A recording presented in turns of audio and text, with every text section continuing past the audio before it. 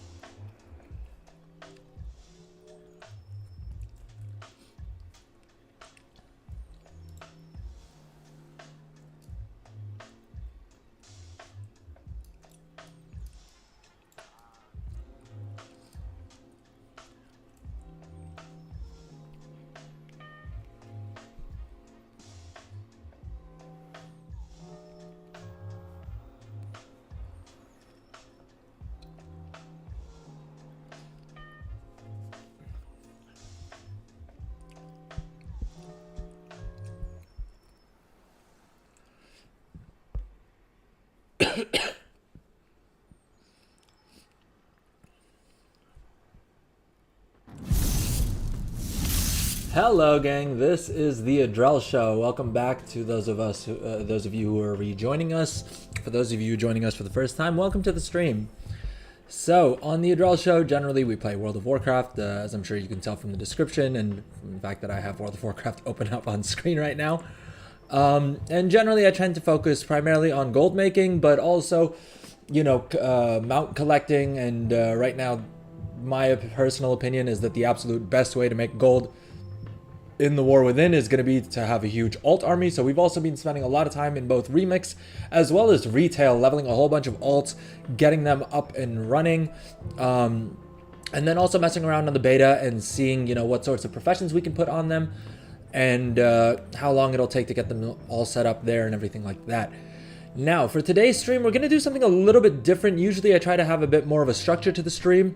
Unfortunately, with the pre-patch last week, Blizzard has bugged a lot of the different things that we would like to be testing out in the beta or testing out on stream. Things like the war bank is still broken, so unfortunately we can't test out that too much.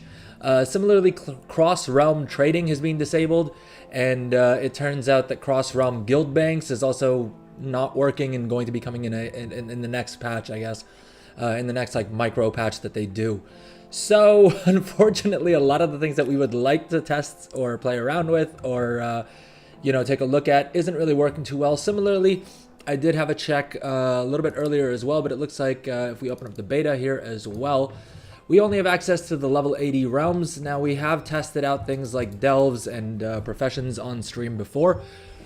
If you are watching live, let me know in the chat, and if you're interested, we can go and try out another delve, see how, I know they've made some changes, I believe, since we last tested out a delve, so we could play around with that, though I don't think it's super interesting. I don't think there's too many impacts for gold making. I think for gearing up and for, getting alts up to speed and things like that, it could be kind of interesting. If you're gathering, it may be a little bit interesting, because I think you can have some repeated nodes there, so it should be interesting to see whether, as a gatherer, it maybe there's some sort of way that you can make use of the delves, and use the delves for herb farming or mining or something like that. But overall, I don't imagine that we're going to be spending a lot of time in the delves for pure gold making purposes. I think if you're a mount collector, there's really only one mount there, right? Like, you unlock the airship thingamabobber, and then basically playing through more delves will unlock different variations for it. But I suppose that really comes down to how much you care about having different variations of the same mount. For me personally, that was less exciting about the dragons that we got in Dragonflight as well, and I don't see that really changing too much with the airship. So let's stop talking about what we're not doing. Or actually, no, so my point here was that on the beta, unfortunately, the leveling realms are still down. Supposedly, Blizzard hasn't really given us an ETA on this. I believe there was a community post that was made asking Blizzard when they expect to have the leveling realms back up, but from what I've heard, they deleted that post. So it seems like Blizzard may not be super excited about too many people asking when the leveling beta realms are going to come back up, which is kind of annoying because I did want to test out things like the knowledge point treasures, as well as what exactly does a brand new level 70 entering into the war within have access to in terms of professions and quests and all of that, but doesn't seem to really be a way to test that out. Hey, welcome to the chat, Firelina. Welcome to the stream first and foremost, but welcome to the chat as well. How's it going? How is the pre-patch treating you? Are you encountering as many bugs as I have, as I've been, or are most of the activities you do not impacted? I suppose that's sort of a pointless question to ask, because it seems like dang near everything is being affected by the pre-patch. I've heard Torghast was broken. I tried doing some stuff in the, what do you call it, the Legion class halls for my Warlock, which is this character that we're on. And it seemed like a lot of those windows were also broken. There's a whole thing with the delicious chocolate cake where supposedly just mousing over it will crash your entire client. And I don't know I don't know if I should be talking about that, because it's clearly not working as intended, but it seems like it's all over Reddit and YouTube and stuff like that, so I don't think it's too much of a secret. But how's your experience been with the pre-patch so far, Firelina? Are you playing retail? Are you playing remix? Are you playing classic or season of discovery, where I guess those two versions of the game may be a bit more stable right now than trying to play live pre-patch or remix, I suppose. Or heck, the beta as well, I guess, because the beta servers are just completely down with no real ETA for when Blizzard expects to have them back up. Which, considering they charged for beta access this time, seems a little. It seems like it should be a higher priority level for them. Although I guess if the basic version of the game itself, like if the live retail version of the game is this buggy, maybe that takes precedence for them in terms of what they're focusing their dev team energy on. My hope is that today being Monday, once it's Monday US time as well, and the teams are back online, hopefully they push a couple patches that fix a lot of these buggy things. But essentially the plan for today's stream will be a little bit more chill. I'm always hesitant to use the chill stream sort of phrase, because I'm worried that that's just going to lead to a bit of sloppiness, or a bit of make it seem like I'm being a little bit lazy on my end. The real truth of the matter is just anything that I want to test is either not working or bugged to all heck.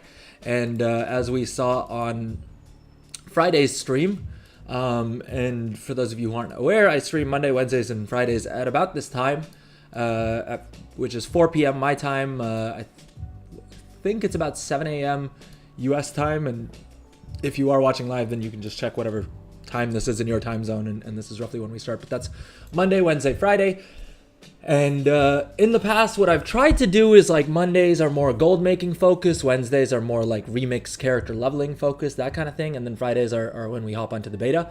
But I mean, given the various technical issues that Blizzard's put us through the past couple of weeks, it's sort of been all over the place, and it is what it is. That said, the pre-patch did give us a whole bunch of actually gold making, a whole bunch of different things that we can do from a gold making perspective. As I hoped for in previous streams, the prices for a lot of auctions have gone up a decent bit, right? Materials have gone up, demand in general seems to have gone up a decent bit. So there is a lot of gold to be made. Now, first and foremost, of course, the crafted PvP gear is doing fairly decent. Let's go ahead and Draconic Combatant. Yeah, let's see here. So if we just filter on armor, yeah. So I mean, these this neck piece, right? This was going for about 400 gold on my server previously. It's up to 683, which is pretty nice, and the rings are at 4,000. Geez, okay, someone just reset that market. So what we are actually going to do, my plan was to complete all the weekly quests and to do all the profession stuff on this character. But seeing prices that high for the jewel crafting items, we're going to hop on to my jewel crafter real quick and just craft some of those rings and get them posted on the auction house. If we can even get a couple sales at 4,000 gold, well and good. Primarily, I was making gold with these by selling them on other realms. The issue is that since they've disabled cross-realm trading, I can't really replenish inventory on those servers. I suppose I could use one of the characters that I used one of the like free boosts that you get when you purchase Shadowlands and Dragonflight, and when you purchase the War Within. I suppose I could use one of those characters and just level jewel crafting up on them and start crafting those on those servers. But that does seem like a little bit more effort than I'm willing to put in for the last month of Dragonflight as an expansion. So mainly I've just been selling through the inventory that I have on those servers. And like I was saying, these same items that we're selling for 400 gold on my full server, I play on Illidan North American, for those of you who are curious, those same rings and necks and things were selling for like 20, not just selling for, I actually managed to sell some of them on other realms for as much as like 20,000 gold a pop, right? Do they sell as quickly? No. Do they sell in the same volumes? Heck no. But if I only have to list them once every 24 hours or so, and I can make 20,000 gold off of the same item that I would otherwise be selling for, for 400 gold, I will definitely take that profit. Especially this phase of an expansion. So I actually bought a whole bunch of mats to craft a whole bunch of these necks and rings prior to the pre-patch, just because I was worried about the prices of things skyrocketing.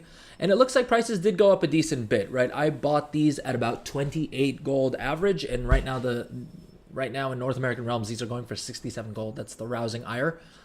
And similarly, I would expect to see an increase in the Shimmering Clasp and also in the Mystic Sapphires. Doesn't look like the prices have gone up too much for those, but certainly these, like the crafted items, have definitely gone up. So let's go ahead and pop one of our crafting speed potions, and let's craft 20 of each of these and get them posted up on the auction house real quick. But essentially, that's what today's stream is going to be. We're going to be going through, what I feel is the best markets to be looking at right now in the pre-patch. I think this crafted PvP gear market will remain super hot.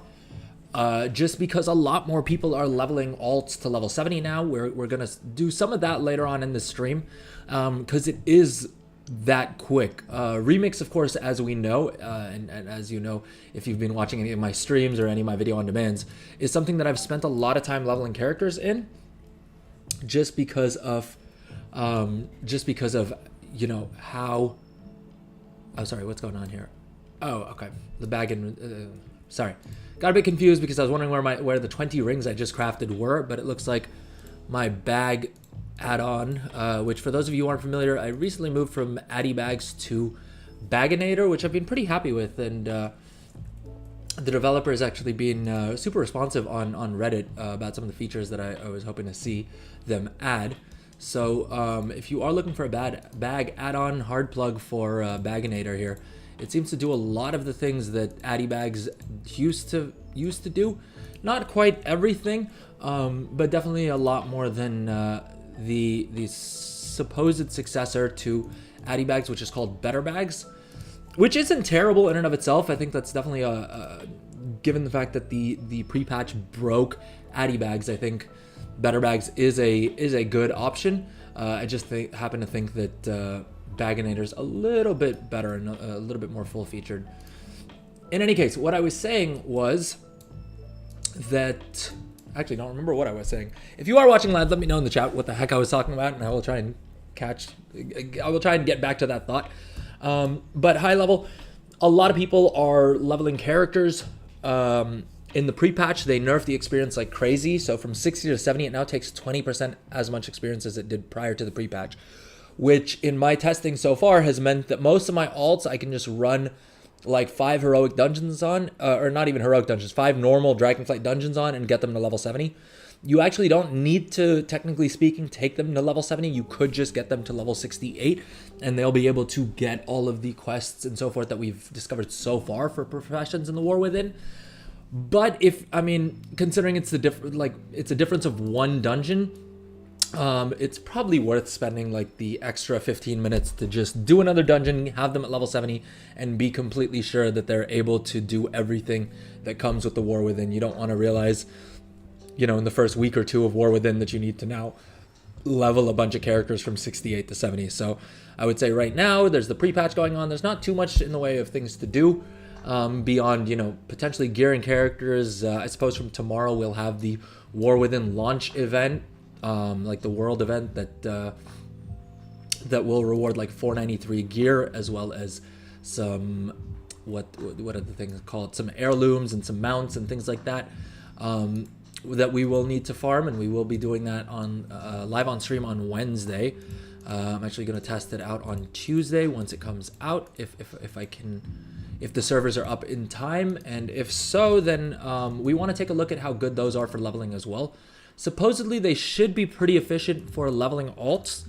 The only thing is that I think I'm probably going to want to use that more for leveling characters who are sub level 60. And so I have a feeling with the number of characters that I'm planning on leveling, we're on track right now to have 40 level 70s good to go for the War Within.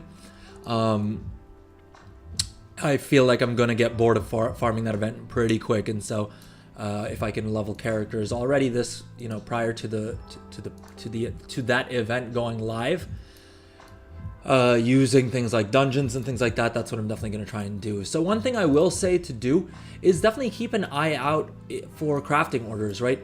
The reason being is that with the launch of the pre-patch, they actually changed it back so that now public crafting orders can no longer not include reagents. If you're posting a public crafting order, you need to include all of the reagents. That means that the crafting orders that show up in your banner there are actually much more useful. So previously, as an example here, in the crafting order interface, you could place a public order and not include any of the mats, right? Which just meant that a lot of times you had these sort of scammy offers where people would put up a crafting order, people would click on it, forget the fact that they're using their own mats. Blizzard did put up a little warning window that pops up. But I think a lot of people forgot that, or like either didn't realize or didn't see it, or were just so in the habit of clicking through it that they would end up using their own mats to oh, sorry, 1 second. Just moderating here. They would use up their own mats in order to fulfill a crafting order, in which case they would then gotta ban someone in the Twitch chat. So all right. Yeah, so they have fixed that, and so now as a result, crafting orders are actually worth your time because you will actually get the gold that shows up for them, right? Like if we were to complete this crafting order, you will, what you see is what you get. You will actually get 500 gold commission from this. It's not going to be a situation where, any of these are sort of spammy orders in which you're actually going to lose gold because you're going to use up your own mats. And if in case you were trying to collect the achievements that you get for completing crafting orders, make sure to take a look because they've now made those account wide. So both the personal crafter achievement and the merchant artisan agreement achievement should titles, both of those titles and both of those achievements should be unlocked if you've been engaging with the crafting order system through Dragonflight. And we get 2 nice titles there, especially if you're a gold maker. These are titles that I'm extremely excited to have. All right, so we did our jewel crafting on this character. We've mailed them over to our banker alt. Let's hop onto that alt real quick and get those posted. That character is on my second account, so we will have to open up another instance of WoW here, and hopefully my system doesn't struggle too much with everything going here. Let's make sure our graphics aren't set too high. Okay, yeah, that's probably going to cause issues, especially if we decide to do some remix leveling later on and we have a third instance of WoW. My system does not love it when we do that. Geez, 10,000 gold for leather wristbands. That seems kind of janky. It looks like this requires level 61, so I'm actually going to just go ahead and mail these to my alts. One of the things that I am planning on doing for most of the alts that I'm leveling is just kitting them out with a whole set of Dragonflight blue crafted gear. Technically, I could have them like send crafting orders with sparks and we could, try and really optimize their gear, but in all honesty, I'm kind of lazy and so I'm probably not going to bother doing that. Let's go ahead and mail this over to our banker. Let's go ahead and log on to the banker here. And yes, while I am multi-boxing, this is all completely within the terms of service. Just want to make sure that I put that disclaimer out there. This is all completely within the terms of service. We're manually alt-tabbing over. The thing that Blizzard banned is basically using a program that would make it so that if I hit W in this game, it would also cast W to the other instance of WoW, and that's not what we're doing here at all. We're manually alt-tabbing, as you can see. I think it's a bit of an eyesore for the stream, but I'd rather do that and make it very clear to anyone who's watching that we are very much within the terms of service here. So, yeah, that's what's going on there. Even if it means that my client sometimes crashes or freezes for a second like that. All right. So let's hop on this character, and we will also do a quick mailbox opening here just to see what's been selling. All right, let's open up the items that we just sent across. Wilder cloth bags have been doing really well. As you can see, the price for these have gone up to about 16 gold on my server, which means most likely on your server it's probably gone up even more, right? I'm playing on a full North American realm, which basically means it's the lowest prices anywhere. On your server, especially since they've disabled cross, like region-wide trading, right? Cross-realm trading. There's a very good chance that the prices have spiked even higher on your server, and Wildercloth bags are super easy to make. Even, I would go so far as saying, is even if you don't have a tailor that is skilled up, you can probably just pick up tailoring on like a level 60 alt or a character that you've boosted, or you know, use one of those boost tokens on, and be able to craft them pretty quick.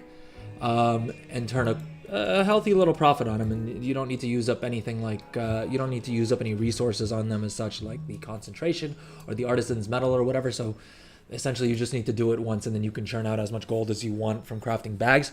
Similarly, I would expect to see the Agile Weave Expedition bags have skyrocketed in price as well, just because more players are coming back, right? They're trying to get their characters kitted out with the latest bags, with the biggest bags, prior to getting them ready to level with.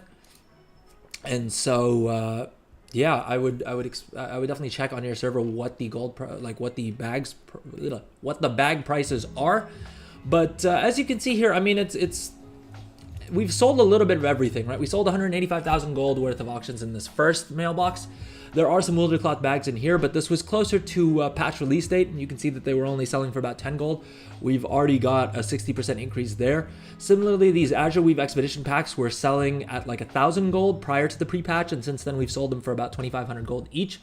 So definitely craft those, get them thrown up on the auction house. If you don't have the recipes unlocked, then what you can do is just set up crafting orders, right? Provide all the mats and set up crafting orders, and just have someone craft them for you. Similarly with these like illusions, right? With basically anything in Dragonflight, I mean, it really doesn't matter whether or not you've unlocked a given recipe or ground out enough renown for any of these recipes.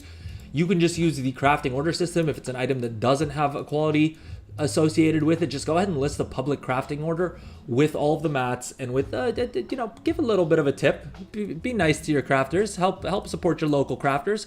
But you can definitely do that, and then, you know, sell those same items on the auction house, which is what I would recommend doing. Now, we're back on this character. What we're gonna do is we will first just quickly pick up the items that we need to complete the weekly profession quests for alchemy and inscription, which is what we have on this guy. And then we're gonna go through and probably do our Dracothis cooldown. So interestingly enough, it looks like Dracothis prices have seen a healthy increase, right? Dracothis were selling for like 500-600 gold. Not much of a profit to be made there, but since the pre-patch, prices have spiked again, at least on North American realms. I would expect to see the same in the EU. I guess more people are crafting gear, more people are, you know, coming back for the Awakened raids now that everything's awakened, or, you know, just coming back so that they can run LFR or whatever it may be, to try and gear up their characters a little bit, or, you know, unlock any other cosmetics that they wanted prior to the War Within dropping and stuff like that. So definitely a lot more demand. I mean, as we can see with just the prices of Dracothis alone, right? So let's go ahead and buy enough mats to do our 10 cooldowns on Dracothis, and we'll go ahead and post those up as well. Now, okay, I should probably hop around less, right? I guess that may be a little bit confusing for the stream, but in any case, let's go ahead and open up this first mailbox on our banker, which is about 185,000 gold. Like I said, mainly bags, a lot of crafted PvP gear in here as well, but also some of the green profession equipment, right? This is something that I've been a big fan of throughout the entirety of this expansion, and I expect to sell a lot of during the War Within. The green profession equipment sells extremely well. You can see in here a couple of other items that I actually tried to get rid of cheap, but it looks like the prices for them have actually spiked quite a bit. So maybe I could have sold these for more. My main goal was just getting rid of anything and everything. And so I didn't really optimize as much as I probably could have. If I knew which way the market was going, I probably would have spent a bit more time, but it is what it is, right? Can't really be too upset about that. And heck, we have more than enough concentration and we have more than enough inspiration, not inspiration, what's it called? Illustrious Insights and Artisan's Medals between all of our alts, that I'm not going to spend too much time crying over anything that we haven't, any gold that we didn't make just yet. Now, our goal, again, for the War Within, or prior to the War Within, is to have 30 million gold, not for any real reason, just because I kind of want to hit that benchmark during Dragonflight, but definitely one of the things that I want to do before we get into the War Within is pick up the vendor mount. There's a gold vendor mount that is going for, let's see if we can find it in the selection here. What is it? It's a golden beetle. That's not the one. Gold, it's called gold something or the other. It's basically just a golden beetle, and you buy it off of a vendor for like 2 million gold or 1 million gold or something like that, which normally I wouldn't like. I don't have the spider mount. That's also because I'm a huge arachnophobe, and so spending whatever it costs, I think the spider mount costs like 1 million gold, and not only would I have to spend 1 million gold for a mount that I never plan on using because I freaking hate spiders, I've never bothered actually buying that one. Where is the mount we're talking about? I have the Wowhead tab open for it. It's somewhere here. Gold resonating crystal. There we go. It's literally the next tab over. This guy. So this costs 1.2 million gold from the vendor, and supposedly they're going to be removing it once the War Within drops. I'm not sure if it mentions it here in the news or anything like that, but supposedly in the War Within, you will no longer be able to buy this off of the vendor. You will only be able to buy it off of the black market auction house. And as much as I don't really care about this mount all that much right now, right? I don't really care.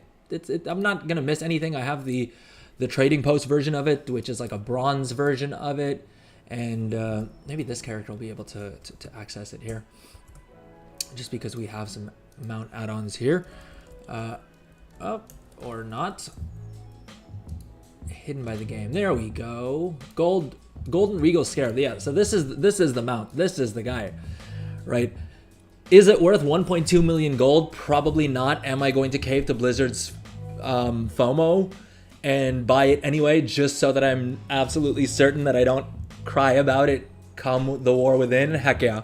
1.2 million gold doesn't take me all that long to make, in all honesty. But the FOMO that I'm gonna have if this turns into my next Brutosaur, because that's basically what I did, right? I played a bit of BFA at the start of the expansion. I started saving up for the Brutosaur auction house mount, and then I didn't really come back to the game until near the end of BFA. I think I literally rejoined like a week or two before Shadowlands dropped, and so I didn't really have enough time to grind out enough gold to buy the Brutosaur mount during BFA, and that has haunted me every single time I've logged into this game ever since. So we don't want to make that mistake again, and we're definitely going to pick up this Golden Regal Scarab. In an ideal world, I would hit 30 million gold, liquid gold in like on my account as a whole, and then I would go ahead and buy this mount just for there's no real like actual reason why I need to do that. It's just something I want to do.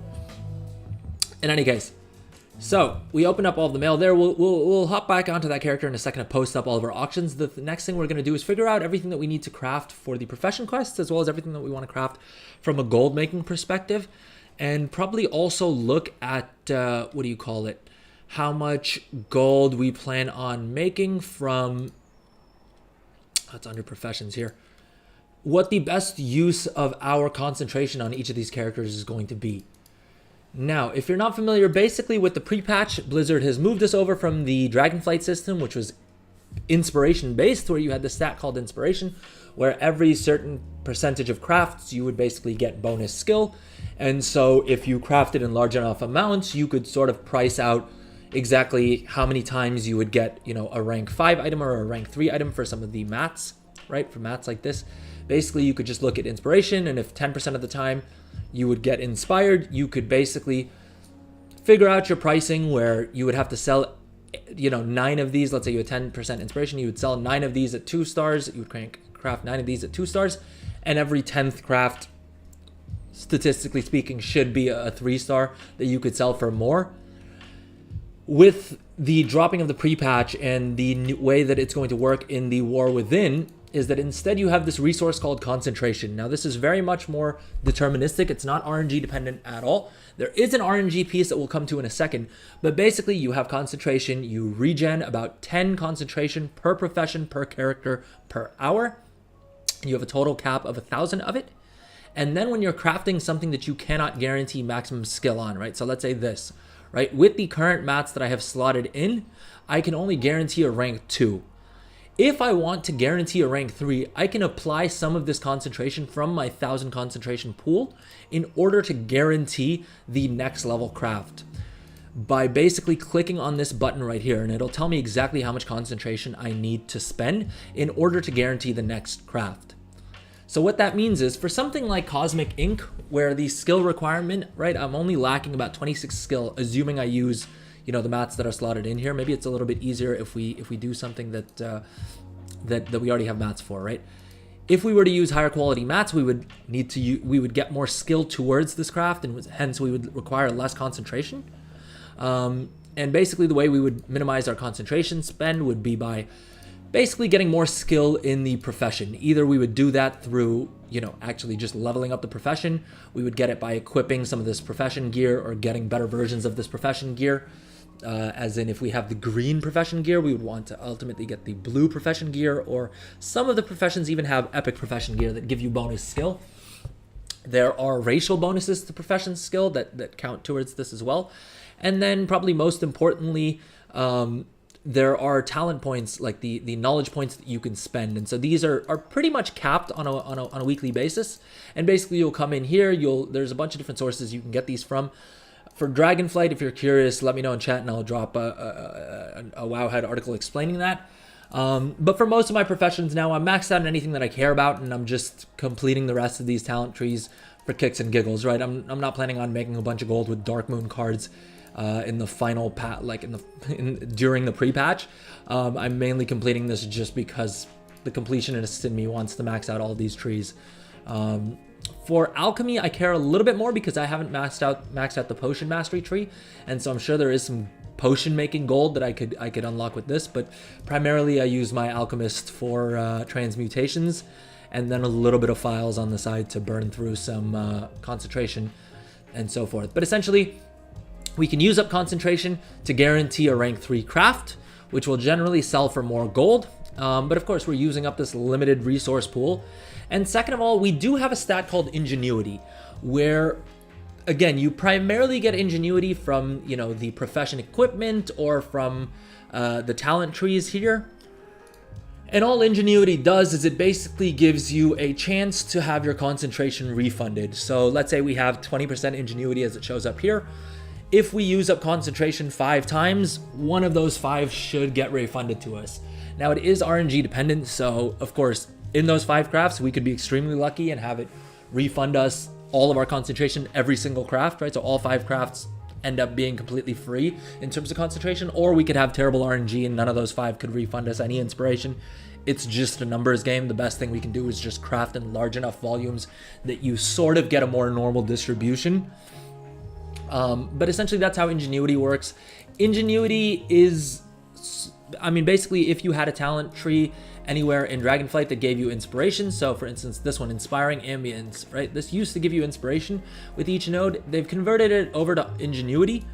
Now, one important thing to note is that while inspiration was extremely powerful in Dragonflight, and on paper at least, Ingenuity is the replacement for it in the War Within, Ingenuity is kind of trash, right? It's definitely not a stat that you want to really take as such. If you can pick more or less anything else, I would say the only other one that's more useless than ingenuity is, I guess, crafting speed. But even then, crafting speed is more of a quality of life crafting stat. And so if you if you're really crafting in bulk, or if you only have a little bit of time to play, then you may even want to take crafting speed over ingenuity.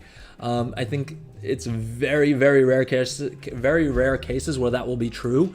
But there is a non-zero number of times where having crafting speed may actually be a little bit better than having ingenuity.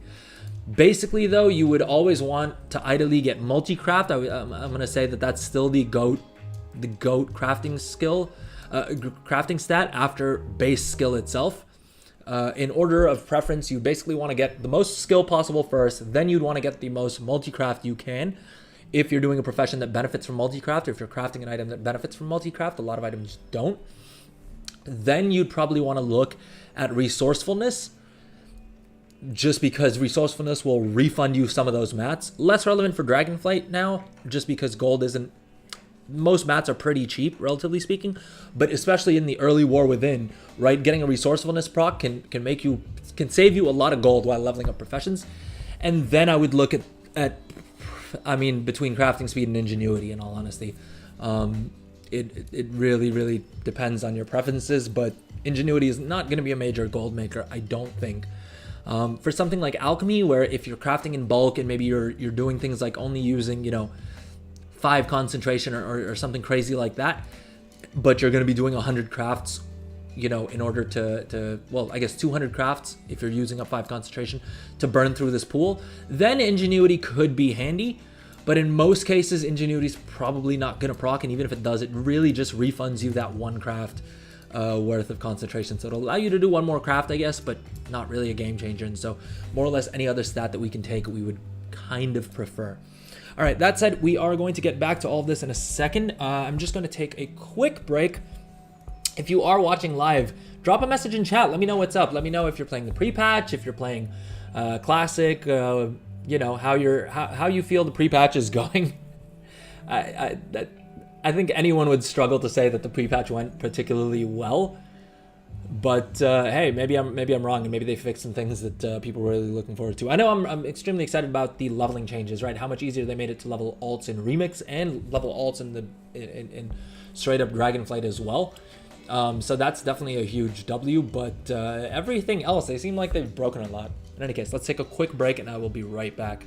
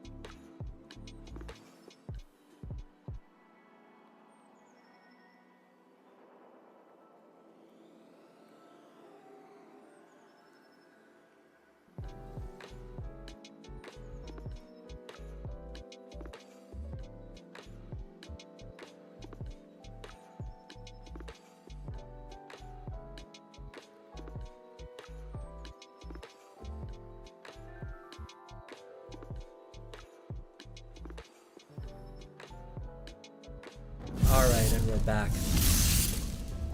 So, we are going to complete our transmute cooldowns. We'll probably hop over to our tailor and do their cooldowns as well. The other thing I wanted to do was craft a bunch of the PvP trinkets that, what do you call it, scribes can make. The prices for these have gone up significantly as well.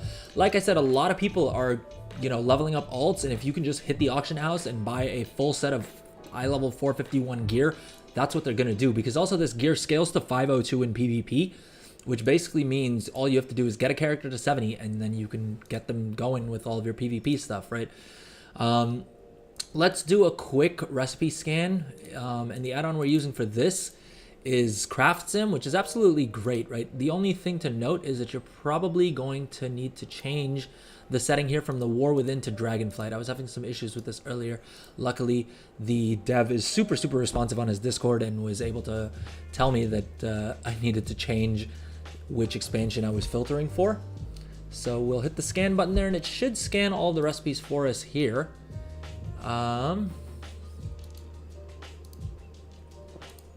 Unless something's broken. The pre-patch has broken a lot of things. Let's quickly check up. Looks like there are a couple of add-on updates to the add-ons, so maybe we need to, as always, it's not the Adrel show until we mess around with our add-ons a couple times during the stream, right? As much as I try and keep them up to date and everything before the stream, inevitably something or the other ends up getting updated just while I'm setting up my stream, and so we end up having to do things live, right? We'll do it live. All right, while we're waiting for that character to reload their interface, let's go ahead and wing all this stuff onto the auction house. Let's see. We wanted to post up all of this PvP gear, and again, the funny part is posting up a stack of 20 of those of these neck pieces is going to make me 13,000 gold on this realm, which is my main realm, whereas I've sold an individual piece of that for 19,000 gold on some of the other realms that I had previously, prior to the pre-patch, traded things over to. So that doesn't feel great, but hey, they've broken cross-realm trading, and the warbank system is not working because pre-patch indie company, pick your meme as to why Blizzard has failed this hard. Oh geez, wow, right after we post 26 of them, someone comes in and undercuts us. Oh well, we'll just wait for them to sell theirs out. I cannot be bothered to cancel scan and repost things. Let's see, what else do we have here? These, yeah, sure, why not?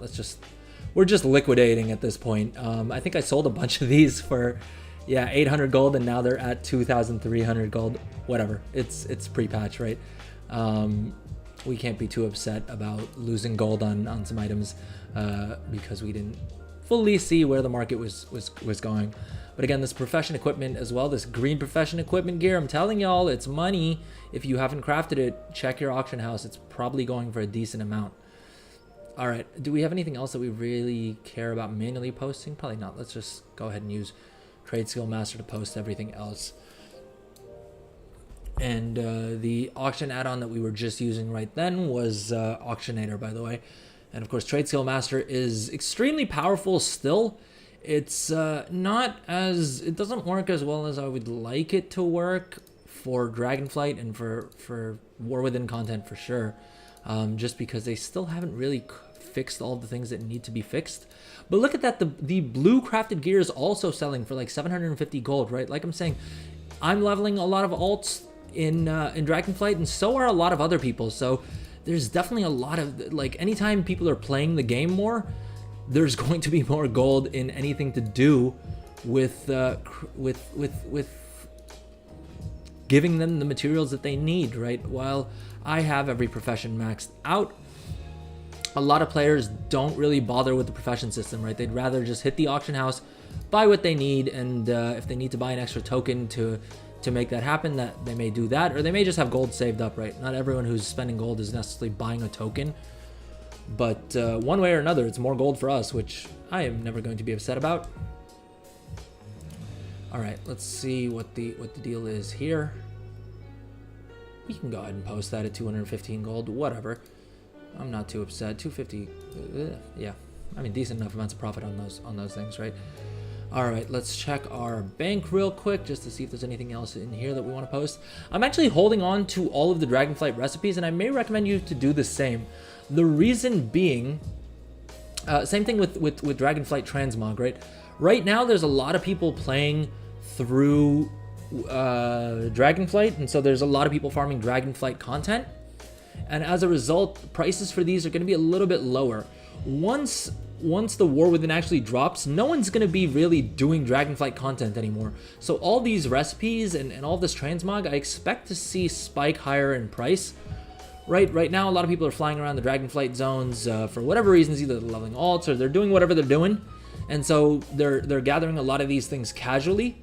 Once the War Within drops, there's going to be a lot less of that, right? Most people are going to be playing the War Within content, and so they're not really going to be getting random drops on a lot of these items, and so there's a very good chance that these prices skyrocket, because there are going to be completionists like me out there who still want to pick up all of the recipes, right? Who want to have every single recipe that they can learn, but there's just going to be a lot less gathering of them. Let's see if it works now for us. I think maybe what's slowing us down is we've got this optimized sub recipes button checked. Yeah, there we go.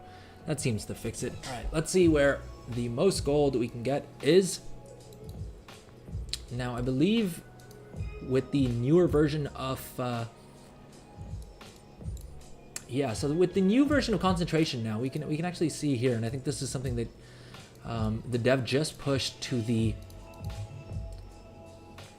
in the latest version of Craft Sim. It looks like we are sorting by percentage, which we don't want to do. Let's look at let's look at profit, because hard profit is what we're going to care for the most to begin with, and then we'll look at profit per point of concentration, right? So annoyingly, some of these are of course previous seasons' trinkets, which we aren't really going to bother crafting. And it doesn't look like anything else is really past the 500 gold threshold. Generally, if I'm crafting anything, I'd like to see at least 500 gold profit per craft, just because it's going to take me a little bit of time to, craft it all and post it up on the auction house and all that fun stuff. So we'll now swap over instead to concentration value, which I believe should give us what we're looking for. Let's see, concentration value has the highest. Okay, so basically what this means when we're sorting by concentration value means that this is the chilled rune is actually our best use of concentration per point. So by using our concentration on this craft specifically for chilled rune, we are getting 4 gold and 94 silver per concentration point. So this item uses 13 concentration points in order to craft it. And per point, we're getting the most profit by crafting this. We could also potentially use concentration cost. Now, I'm not sure exactly how concentration cost works. Let's test that out as well. And I think this is basically where we can make the most profit with the least amount of concentration required.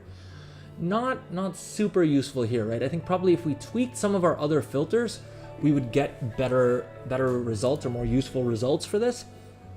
I think this will be very useful when it comes to leveling up the professions come the War Within, but for now, concentration value is going to be what we want to keep this at to figure out where we want to use up our concentration. It does look like Chilled Rune is the best use of inscription concentration, which is kind of interesting.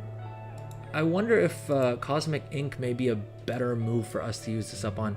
In all honesty, at an average profit of 61 gold, and I guess if we swap out our equipment, we can get it up to like 63 gold.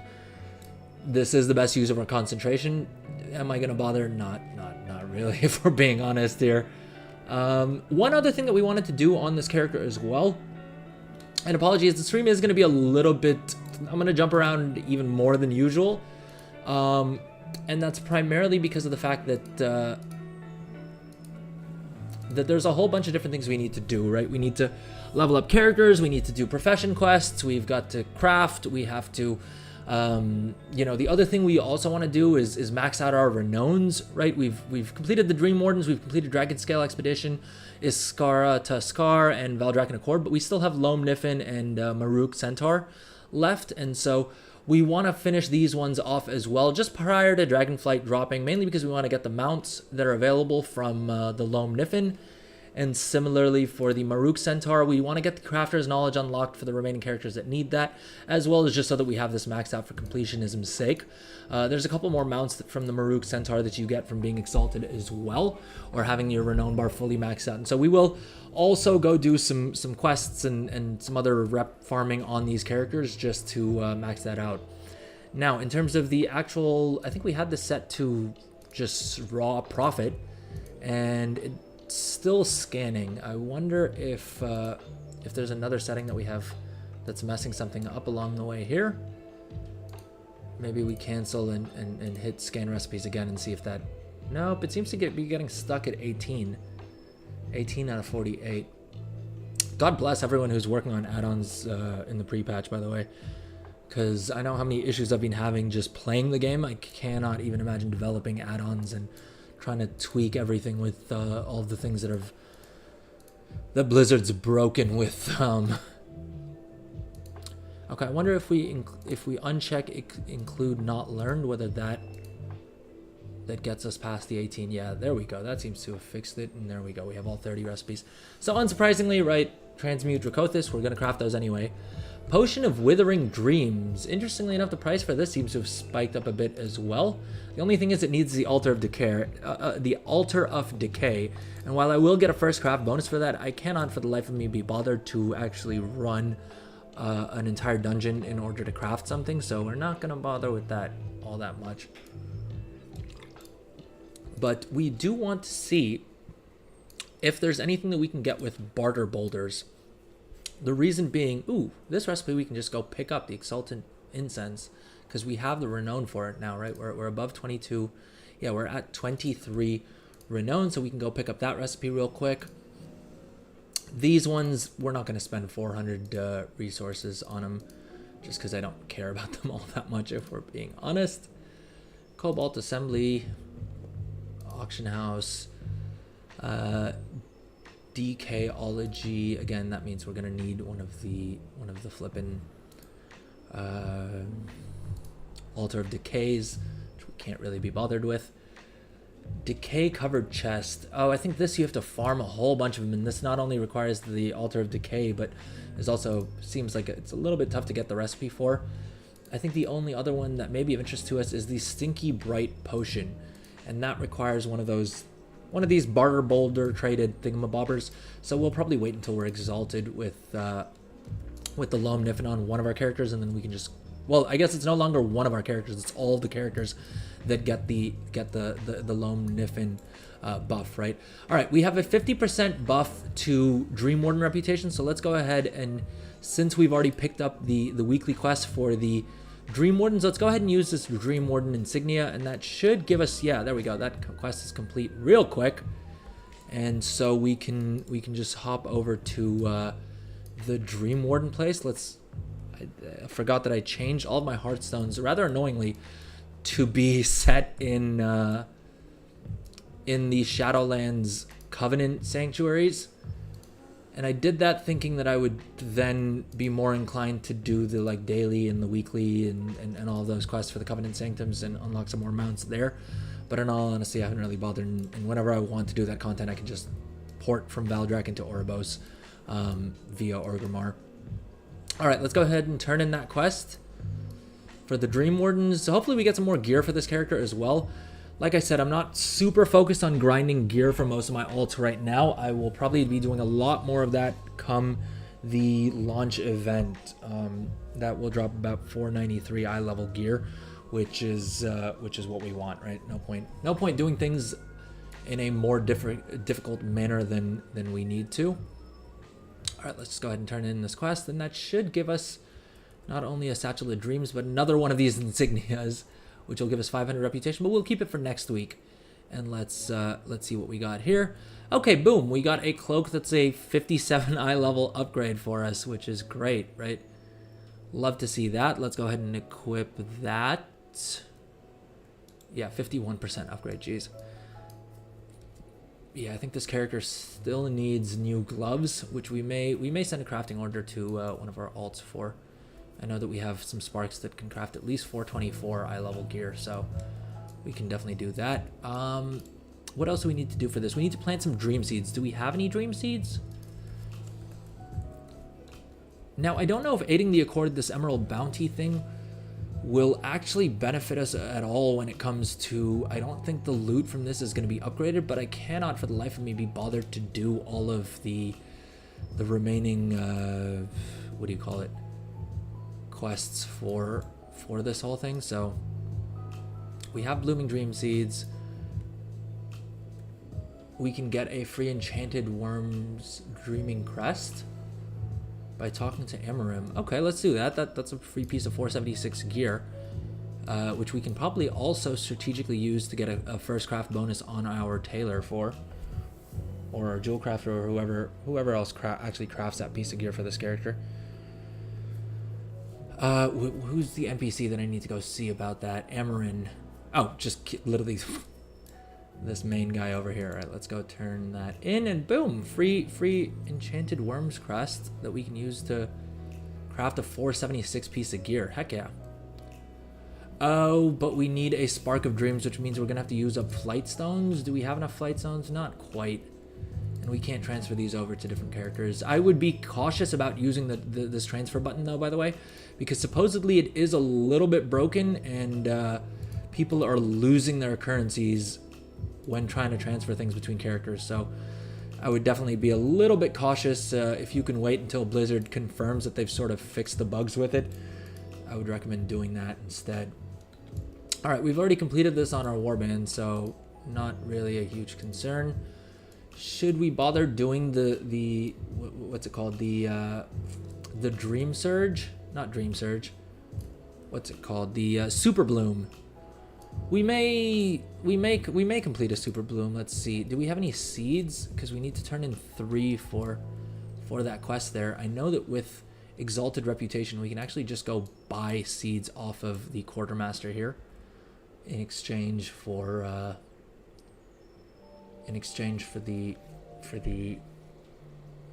these things, the Dragon Isle supplies. Let's just pick up 3 small dream seeds. That'll use up 300 of these Dragon Isle supplies, and we can quickly finish off those 2 quests.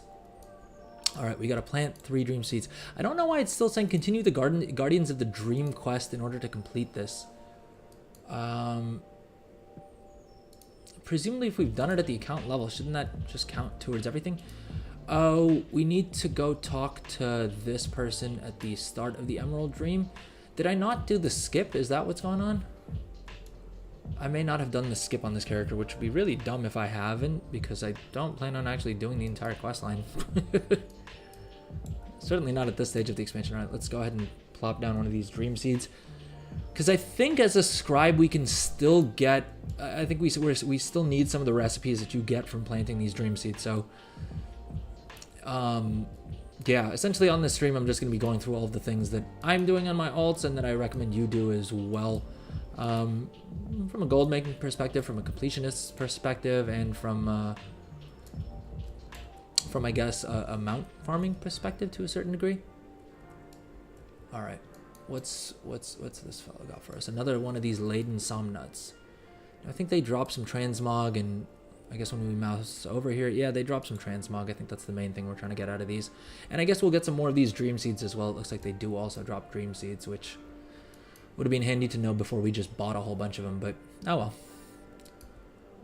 Again, it's you know, late. It's late into the pre-patch, so it's not something that we're too concerned with. Being super optimal in how we're spending these resources. They're not all that precious to us at this stage of Dragonflight. The laden somnuts on the other side of the tree? Okay. And if you are watching live, thank you so much. Drop a message in chat. Let me know what you're doing in the pre-patch. How are you getting your character set up? Are there any quests or like renowns that you're working on specifically? Anything really. Crab tankers. I don't think we can sell. Oh, we might be able to solo it on this guy, but I'll just come back on my main and get done with all whichever rares we need at a later point. I don't see myself completing all of the like achievements for Dragonflight prior to the War Within launching, which then just means I'll probably come back to it somewhere midway through the War Within, when I either don't feel like doing War Within content, or yeah, I feel like farming mounts for whatever reason. All right, let's see. Is there a skip here? Jeez. Okay, it looks like we don't have the skip available. I wonder if we just went too far on the quest line to have the skip available to us, or if there's another NPC. Presumably this would be the NPC to speak with to take the skip as well. But I'm not 100% on that, so let's just go ahead and we'll hit the cutscene, but we're gonna skip it. No spoilers on stream for the storyline, because surely people care about Dragonflight spoilers this late in the expansion. All right, where is this sleeping, dreaming coalescence, whatever thingamabobber? Is it in the back here? Is that what's going on? There we go, dreaming cache. All right, so we've got to /sleep, and then once we're asleep, we can loot this chest. And it doesn't look like we got a new transmog, but oh, we did get a new transmog. We just haven't equipped it yet. It's a shield transmog. All right, and I think we can right-click on this to wake ourselves back up. And we got some more Dream Warden rep, which we don't really care about because we're maxed out anyway, but gets us closer to a Paragon chest, I suppose. Yeah, there we go. We don't need too much more for our Paragon chest there. We'll hold on to this token for next week's quest, and we can probably turn it and hopefully get some more gear for this character. All right, let's unlock that transmog. And I love this feature, right? That I don't need to mail this over to a character that can equip a shield. I can just learn it on my Warlock itself. And that's one of the cooler features of the patch for sure. If you weren't familiar with all the things that Warband wide sort of made possible for us. All right, we have to plant 2 more seeds. So let's see if we can find some spawn nodes that are up for the seed planting. There we go. Here's one more. All right, let's go ahead and plant this seed. And should we bother with using? I think we will, actually. I was going to say, should we bother with using the Emerald Dewdrops? If we have some on this character, why not, right? There's a chance that it gives us a slightly better reward. And let's go ahead and announce it in chat as well, why not? All right, so that's 2 down. We got to do 1 more, and then we can go claim our weekly cache. I think this is going to be a previous season's cache, so we may have wanted to actually wait and we may have wanted to drop this and pick up the new season's version to get like better rewards from the weekly quest, but lazy.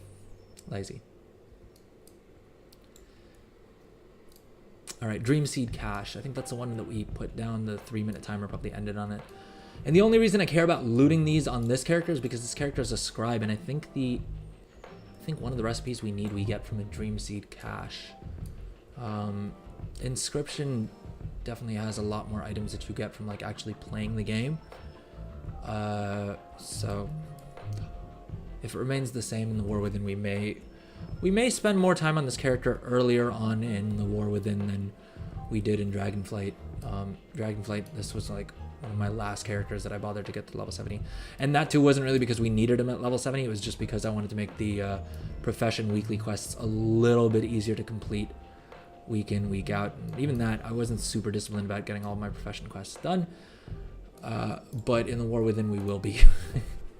I don't think there are any weekly quests, but we'll definitely be character logging a lot more.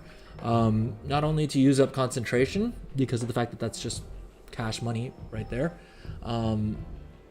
but also because we'll want to look at the NPC work orders that go out.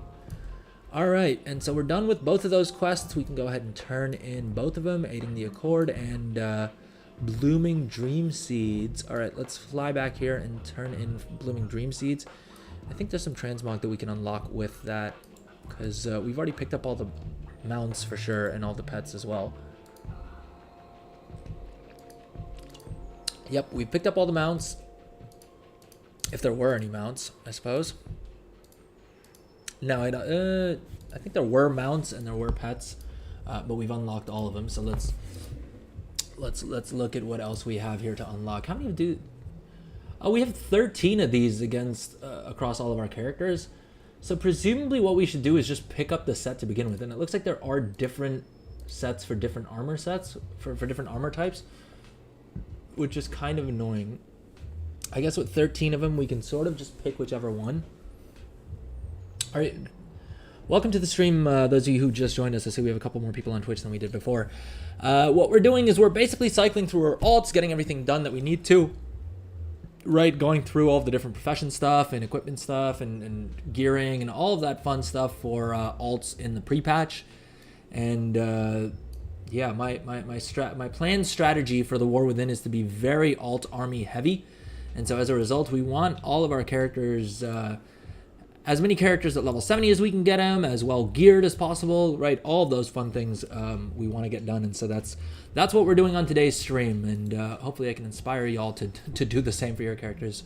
Ooh, geez, when we started this stream, this character had a 415 cape, and now we first got an upgrade to 467, and now we got a 480 cape. So it really can be that easy. 385, okay, that's an upgrade. 379, geez. We need new gloves. We need new gloves. Do I have any Dream Surge essences or like any of the other things that we can turn in? I suppose we could complete the Super Bloom as well, because we will get some more gear and some more flight stones and all that fun stuff from doing the Super Bloom as well. There's 7 minutes left on it. Is there anything else we need to fly around and do here? Because that will really decide whether or not we bother. Oh, boom. Okay, we got another Dream Infusion, which will come in handy once we unlock the mounts from the Loam Niffin, because we can then buy the Imagine-Wing mount. And I think this is the only character that has a charge, so we're actually going to hold on to it until we do that. And what else did we need to do on this character? We needed to craft our inscription PvP trinkets. We needed to turn in our alchemy profession quests. We had a couple other things to do. We might as well do the Super Bloom, I guess. Where is it? Yeah, it's over here.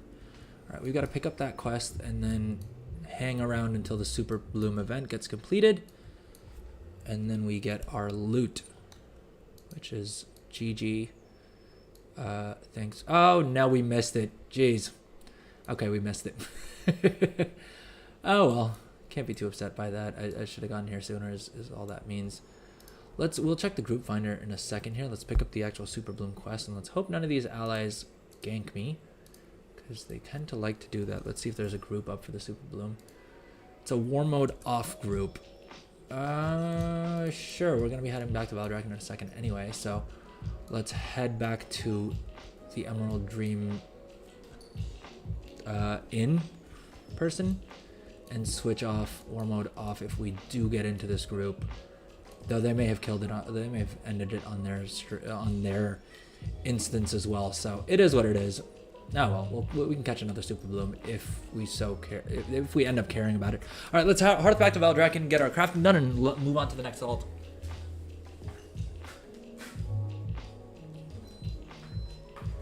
Just gonna fix my air conditioner real quick. And actually, while we're on this loading screen, I'm gonna take a 10-second break as well.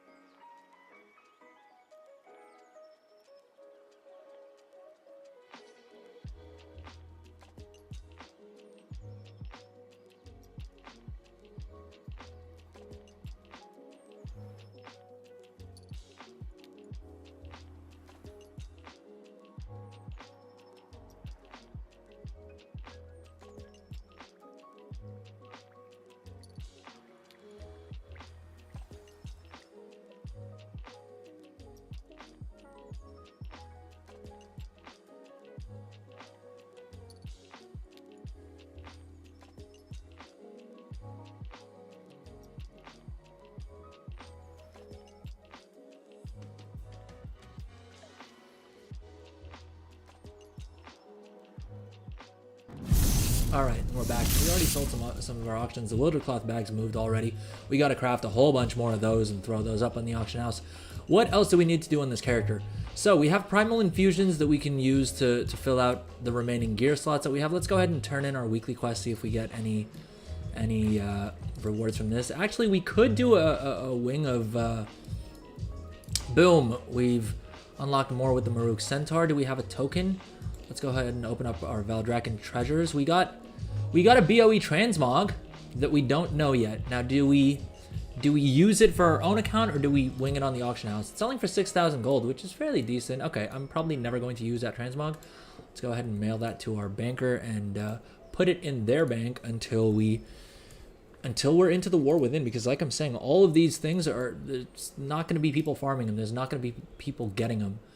Oh, that's kind of cool. So if you have the old versions of the whatever, the not Last Hurrah, the Awakening the Accord or whatever, awakening the Awakening quests, basically, you can turn those in, get...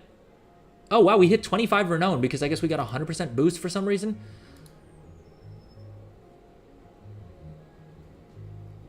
What is going on? We got 2,500 Maruk Centaur 3 times. Plus we got another 750 renown, at least in the chat log. Wow, so that is busted. According to the chat log, we got 750 Maruk Centaur renown, and then we got 3 times we got 2,500 bonus. We got 2,500 renown 3 times, which should have been enough to take us to 25 out of 25 with the Maruk Centaur. But we didn't get the achievement, and it's not showing in the interface. So I wonder if that's just bugged. I wonder if logging out and logging back in will give us exalted with the Maruk Centaur. That should be interesting. What are these quests? We've already completed them on our warband, so there's no rewards. Unlocking the whelp daycare. I haven't done those quests yet, but we're not gonna bother. I'm gonna be honest with you. Spoiler alert. We're not gonna bother. Do we have any gloves that we can upgrade? No. We don't have... Do we have any higher eye level trinkets? No. Do we have anything on this character we can upgrade? I guess we could upgrade this ring, which is adventurer tier, so probably not worth upgrading in any case. This is a season 2 item, and so... Is it a season 2? Yeah, season 2. All right, this is the only current season upgrade potential path item that we have, but we don't have enough flight stones. I just want to complete this quest right here for the flight stones, right? This one here, because it'll give us 100 bonus flight stones, and we've only got to spend 20 flight stones. All right, let's go ahead and upgrade this ring and get that quest completed. So we spent 20 flight stones to get 100 flight stones, which is well and good, I suppose. All right, should we actually do some crafting? If you're watching live, let me know in chat what kinds of things y'all are interested in seeing. But basically, we're just going through our weekly profession quests, and then we're just casually sort of doing everything else, by which I mean we're just casually trying to see if we can get any better gear, if we can, max out any more of our renowns, basically get any and all rewards that we can for each of these characters, and do all of the things that they need to do on a weekly basis in order to stay relevant. Mainly, we don't really care too much about the progression in Dragonflight stuff all that much. We're more so concerned with getting them set up for the war within. The only Dragonflight things that I'm doing is the only reason I'm even bothering to do the profession weeklies is because just the completionist in me wants to have all of our professions fully maxed out, as many recipes unlocked as we can, and all of that fun stuff. All right, looks like these are going to be cheaper to just buy off the auction house, so we will do that. And then are there any other things that we want to craft as such? For inscription, we didn't see anything with any major profits, right? We looked through the recipe scan thing here. We did do these recipe scans for each of the professions that we have on this character, and there wasn't really anything that stood out as being particularly profitable beyond I believe it was just the things that we're already planning on crafting, which is the crafted PvP trinkets. Heck, we should probably just craft the trinket for ourselves as well, right? The 454 trinket is going to be better than this 415 piece that we have right here. So when we're crafting trinkets, we'll just equip one on this character And gloves we'll send a crafting order out for. And heck, shoulders as well. I think we have a couple of sparks. I don't know if I can use... Well, this will give us a 476 piece, so we could craft a 476 shoulder for ourselves. Or gloves. Heck, our helm piece is super low eye level as well. Are there any world quests that we have up that are gonna be worth our while? 460 pants would be nice. 463 boots. Sundered flame disrupted. Does that, if we do that, are we like multi-farming anything else with it, or are we literally... Cobalt catastrophe. Does this give me cobalt assembly rep? I wonder if doing this quest will also get cobalt assembly rep. All right, let's you know what? Let's fly out and see if it's giving us cobalt assembly rep as well. We need to hit Zaralek Caverns in a second to not only pick up our free barter boulders, but we also have some barter breaks that we can now turn in since Renown is faction wide. Let's hit our bank real quick because I wanted to swap out the bags.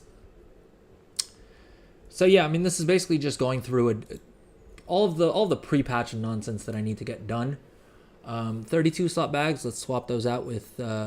Oh, these are 30 slot bags, so we should just vendor those. Right, we have no use for 30 slot bags. We've already maxed out the bag slots here. Now I could just dump all of my mats in and not really keep an eye, but I like to keep the Dragonflight reagents on my person, and then everything else I would ideally like to drop into my reagent bank. Oh, we need to go turn in these dragon shards of knowledge as well. So we may go do that as well. All right, let's stop talking about things that we're going to do and let's go actually do some things. Cobalt catastrophe. I think that should give us cobalt assembly rep. Now we're low standing with the cobalt assembly. We do want to grind out cobalt assembly rep at some point, primarily because of the fact that I want to unlock some of the recipes that come from that. If you are watching live and you have any ideas or any tips for farming cobalt assembly rep, let me know in the chat. And I would greatly appreciate that. All right, Amber Gem Cluster to craft the jewel crafting pets. Too far away, 2,000 yards. We're not, even with dragon riding, I can't be bothered to fly all the way out there. I have a bunch of those clusters lying around on my main that I haven't gone around to crafting. And my main actually has jewel crafting, so it's that little bit easier. We don't even have to go through the crafting order system in order to get those pets, and I still cannot be bothered for the life of me.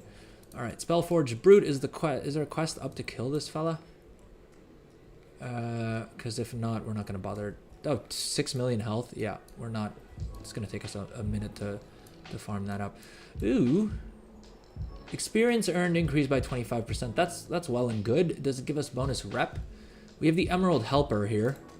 Will give us access to our mailbox and our and the auction house and stuff like that, but it's not particularly something that we're super interested in. All right, let's head over to the quartermaster and see. I think at medium, which is the next level that we'll get to, I'm guessing, right? We're at low. I'm guessing medium would be the next one. I don't know if there's an intermediary one, but at that point, we unlock a couple of these recipes that we want, right? We want the blue silken lining and the frosted armor kit. I do at some point want to unlock the spined head and the awakened frost transmute, as well as heck the frozen spell thread. But right now, I'm not too concerned about any of that. Oh, you know what? Actually, with the renown that we have on these characters, we can probably just go buy some gear upgrades off of the renown vendors that's gonna be like 467 or 470 or whatever. But again, lazy. Path of the Skies. Oh geez, this was one of the characters that basically what happened is with the pre-patch, for some reason Blizzard decided to remove all of the spells, or one of the bugs that it causes is that all of your spells will just disappear on your character. And so as a result, if you have spells that recently went account-wide, like the teleports to different dungeons, you will now find those on your spell bar for some freaking reason. Because indie developer, you know how that goes. All right, and I guess we'll farm up some Dream Surge coalescence, which will also allow us to buy another piece of 100 plus gear.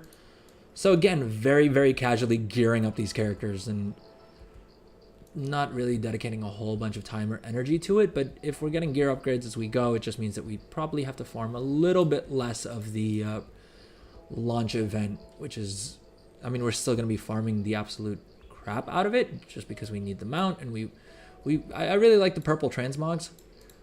So I probably will try and pick up at least a full set for at least one of each armor class. Because I like the purpleness of the transmog. Sort of a theme here on the Adrel show is the purpleness supporting the. Oh, I wonder if this. I guess farming mobs here will also add up to the storm scale mount achievement. What's it called? Will it show up under specials? No. Let's see, events. Dragonflight, Dream Surge. No, that's not the one. Not Researchers Under Fire, not Awakened Raids. Okay, so it's not showing up here. I think it's under Exploration. Not Skywriting either. Jeez, where is it? Exploration, Dragon Isles. Where is it? The one that requires you to like farm 200 mobs in each. Yeah, these ones. The Waking Shores, snowstorms in the Waking Shores. Not the Waking Shores. Where is it? Where is it? Not the Waking Shores. We're in the Azure Span. Here we go. What storm is this? What kind of storm is up right now? Elementally imbued. Well, that's handy. Firestorms in the Azure Span. All right, so this is the achievement that we're casually grinding, I suppose. Now we need to get the Cobalt Assembly. Are we getting Cobalt Assembly rep?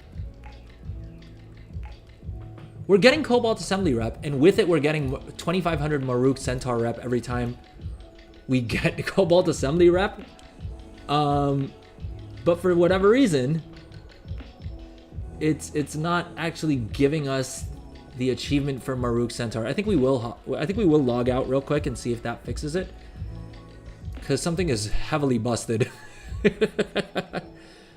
I've intentionally made it so y'all can't see my chat log, just because I'm always worried about someone saying something wildly offensive in chat and then my Twitch account getting banned for having Lord knows what pop up, right?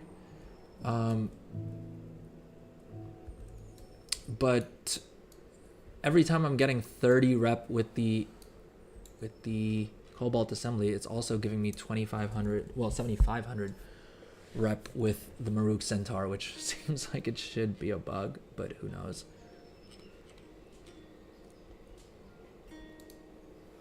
Ooh, I wonder if we do this on 2 characters in a party, will I get twice the amount of renown with the Cobalt Assembly? Let's test that out, because that could be interesting for multi-boxers like me.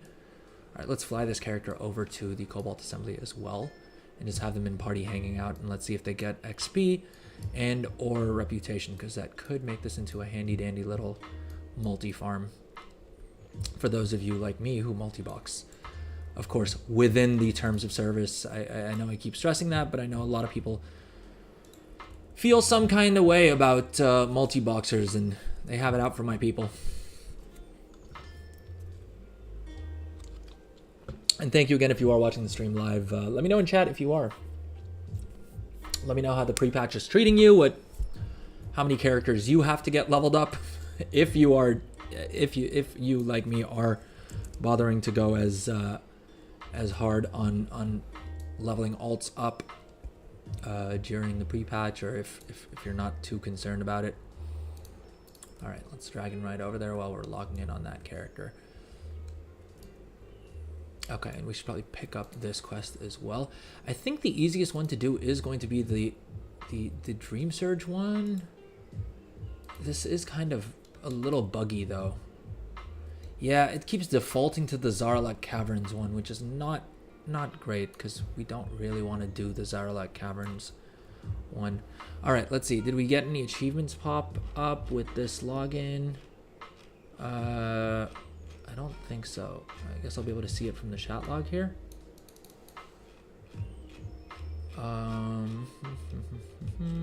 No, that's prior to the login. All right, so I don't know what's going on with the Maruk Centaur rep. Is it? Maybe I need to go turn in a quest or something in order to be able to hit 25 renown with the Maruk Centaur. Maybe that's what's causing it to bug out. I have no idea. I have no idea.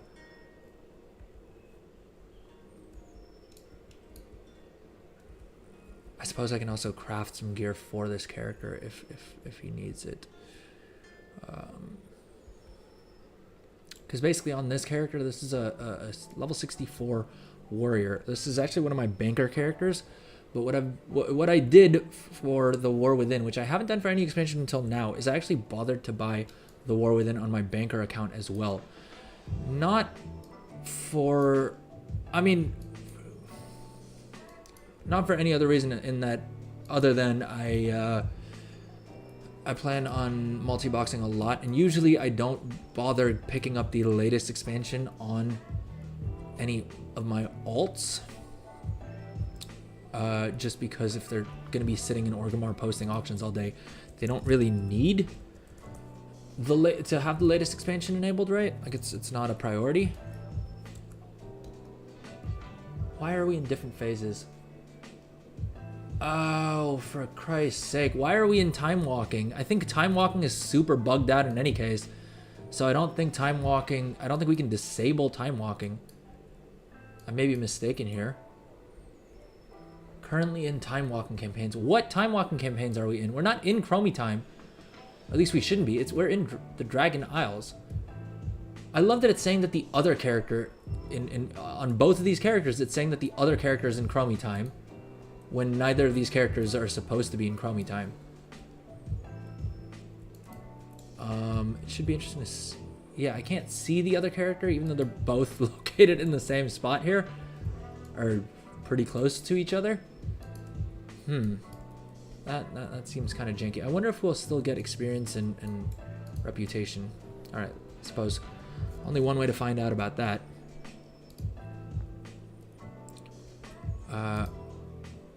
Summon Felguard. We know we want to do that. We gotta do that, and then we're just gonna Shadow Bolt him to. Oh, jeez. Yeah, it turns out I suck at playing. Turns out I suck at PvE, even in the. Let's pop our cooldowns. Let's stun him like that. Let's. Can we Soulstone? Maybe Soulstone is our only saving grace at this point. Okay, we're Soulstoned, so at least we don't have to do a corpse run. Yeah. Yep, this is what happens when the drill show tries to do PvE. We end up dying, and then we res and have aggroed another elite yet again, who's probably going to take us out, because, again, I mainly just sit in Orgrimmar and sell things. I'm not particularly good at this game. I've never pretended to be. And, oh geez, that may be the other reason why. All right, let's see if we can't just pick up a demo warlock spec real quick.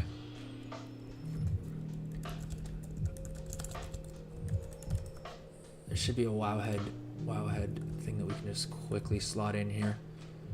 All right, Demonology Warlock, not for rating. Mythic Plus, there should be a leveling build somewhere in here. Best builds. Leveling. Oh, they don't have a leveling build. All right, so I guess Mythic Plus is probably the closest to what we're looking for. All right, let's copy over this and let's just import that.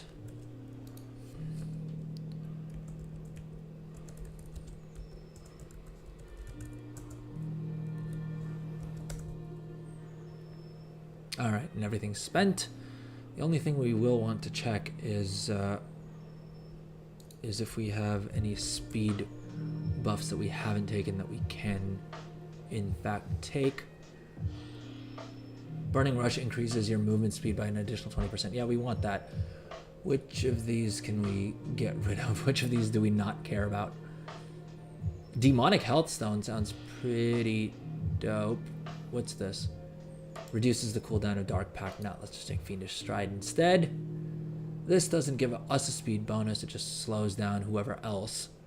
And yeah, that just increases the attack speed of one of our pets, so. Alright, let's see. Okay, I think our rotation should be simple enough. Pet classes are great that way. You don't really need to. That's one of the reasons why I like pet classes, because you can sort of just let your pet do most of the actual playing of the game. Dracthyr supply chest, sure, why not? Yoink. Sundered Flame supply crate. Okay, I was hoping we'd get a recipe out of one of those things that we looted, but we got an additional alchemy knowledge point, so not for nothing. We did get some benefit to that. All right, let's see if the second character gets quest credit. Presumably they're in a different phase, so they wouldn't. But honestly, with how buggy this entire thing is, who knows? Who knows? If you're watching live or if you're watching the video on demand, let me know in the comments. Have you found any insane bugs yet? It seems like there's a lot. That Maruk Centaur reputation thing was just weird as heck. And it hasn't taken me up, it hasn't given me 25 renown with them, so I don't know why it keeps popping up that we're getting reputation with the Maruk Centaur, since we're not really doing that. Okay, we got 15 Cobalt Assembly rep on both of the characters, so it looks like it's just splitting up the reputation between the two characters. Or we're just getting half the reputation, actually, because it may not be counting it on both characters. It may just be counting it on one, and it's just popping up on both. All right, so we're at 515, I suppose. Let's test out killing another mob. That one doesn't give us quest credit. This one does. Sundered Flame Disrupted.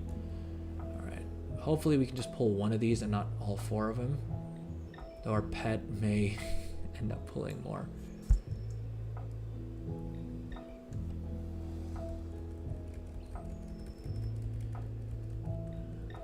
Adrel attempts PvE. That should be the title of the stream. We're not getting any of those orbs that that give you the like special buffs. I wonder if we're not in the right area for that. Maybe. I thought it was just these mobs that give you those buffs that drop those little orbs that give you the special buffs though. Cobalt Catastrophe. Oh, why not? Let's see if we can find a group for it.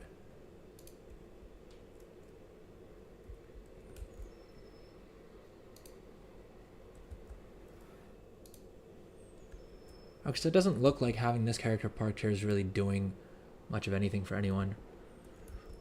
Though I think we said we were going to try taking out one more mob and seeing how much reputation we're actually getting towards the Cobalt Assembly. All right, let's do these guys.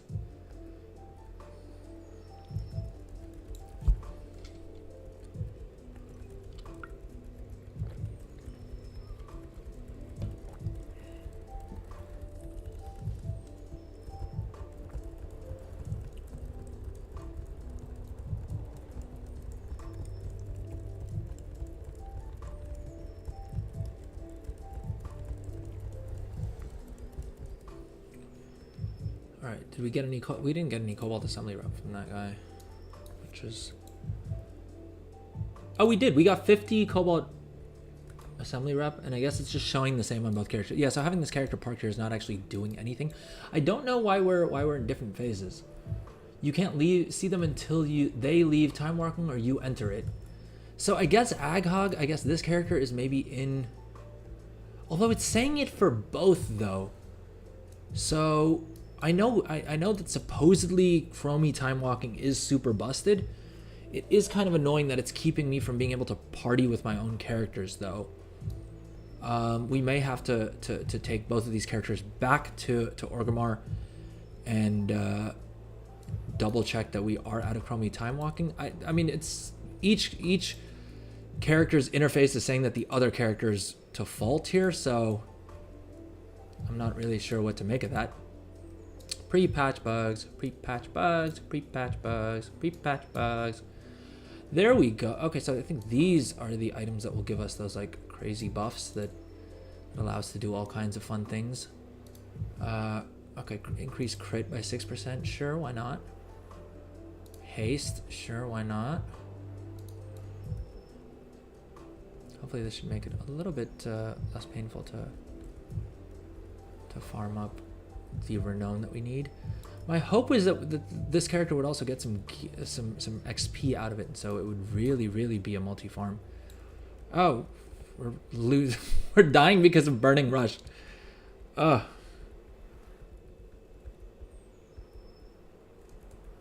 It's not even because of the mob damage. It's just because I'm a moron who forgot to switch off Burning Rush. About par for the course, I suppose. Unstable Arcano stream. Oh, I would love to, but I don't trust myself to take out a mob with 4.4 million health on an alt that is at 431 eye level. Yeah, this character is heavily undergeared.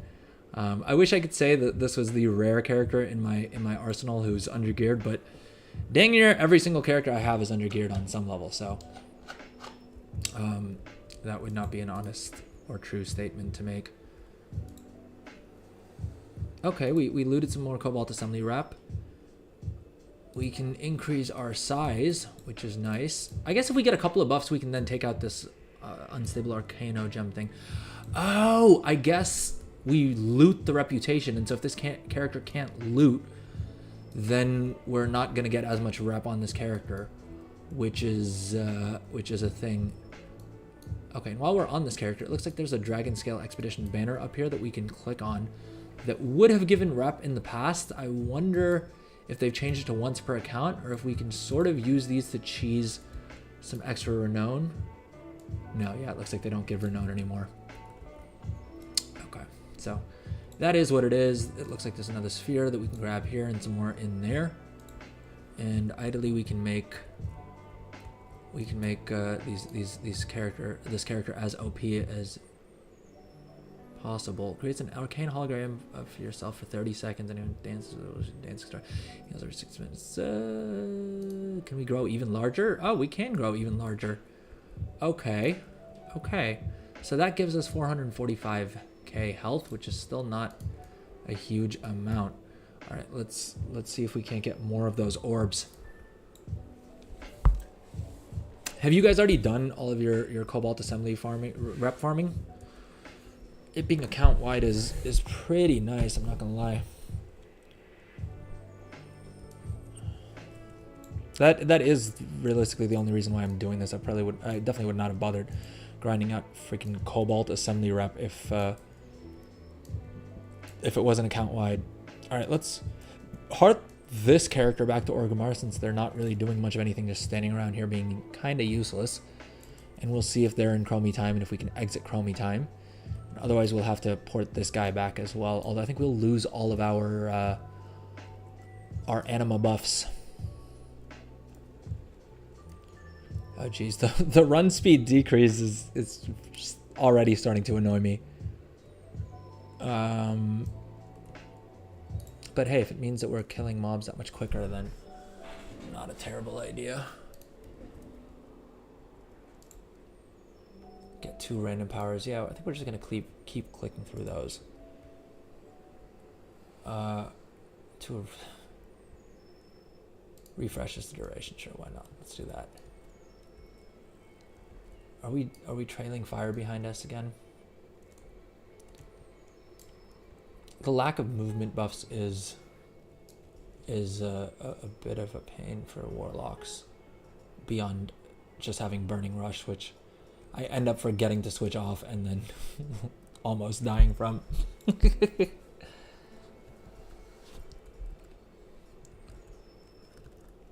All right, we're back in Orgrimmar. Oh god, I need to find a better mount add-on. I've been ranting about this on stream for weeks at this point, and I have yet to find a better mount add-on.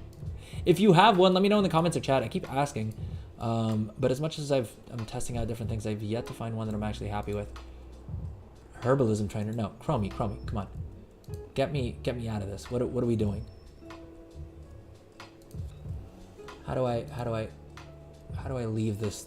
Oh god, Chromie, come on, you got me into this mess. Surely you can be the one to get me out. No, I don't care about the local cuisine. I have a question about time walking campaigns.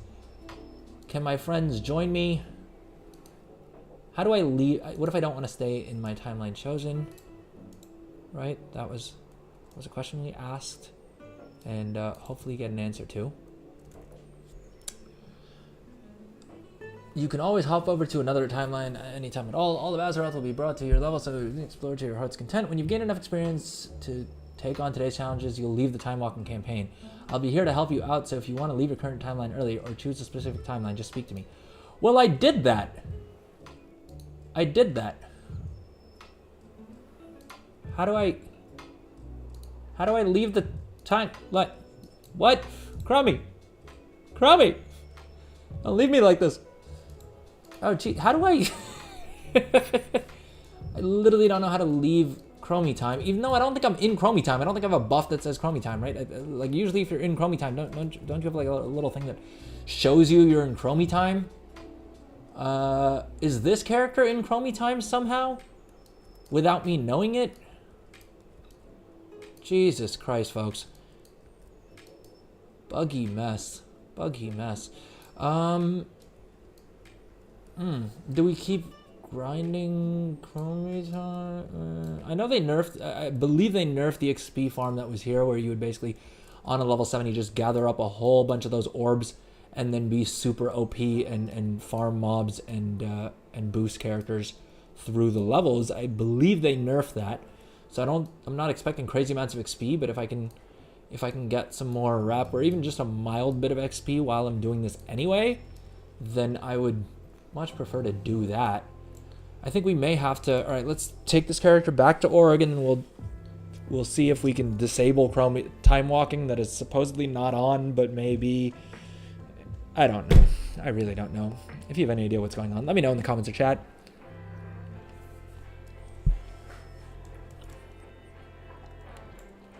All right, we're back in a non-Dragonflight zone, and it doesn't look like we have anything talking about Chromie time here either, or like time walking. Let's see if these characters can see each other in Orgrimmar, and that'll already be a good sign. And then I guess we could go out into, oh god, this is,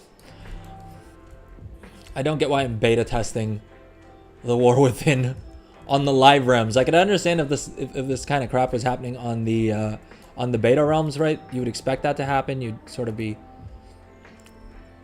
right, like it would be less of an issue. The fact that it's happening on live realms is not even a little bit concerning. It's highly concerning. But okay, it looks like we can see. I can see my character. I can see the other character here, right? Right? Is that Burl? Where's Burl? Where's Burl? Yeah, right there. Okay, so we can see each other in Orgrimmar. I have a question about time walking campaigns. What are my time walking campaigns? Which timeline should I choose? Maybe that'll pop it up. Oh, okay. I want to explore the afterlives. No, how do I... Okay, I think I figured out how to like pick how to pick a time walking campaign. How do I exit Chromie time? I just want nothing to do with Chromie time. What are my time walking campaigns? Which timeline should I choose? Boom. I want to be the coolest warrior on Azeroth. Okay, so I'm guessing this basic one is maybe. Oh jeez, how do I just escape? Escape the game. How to exit Chromie time? Let's see if Google can help us with anything here.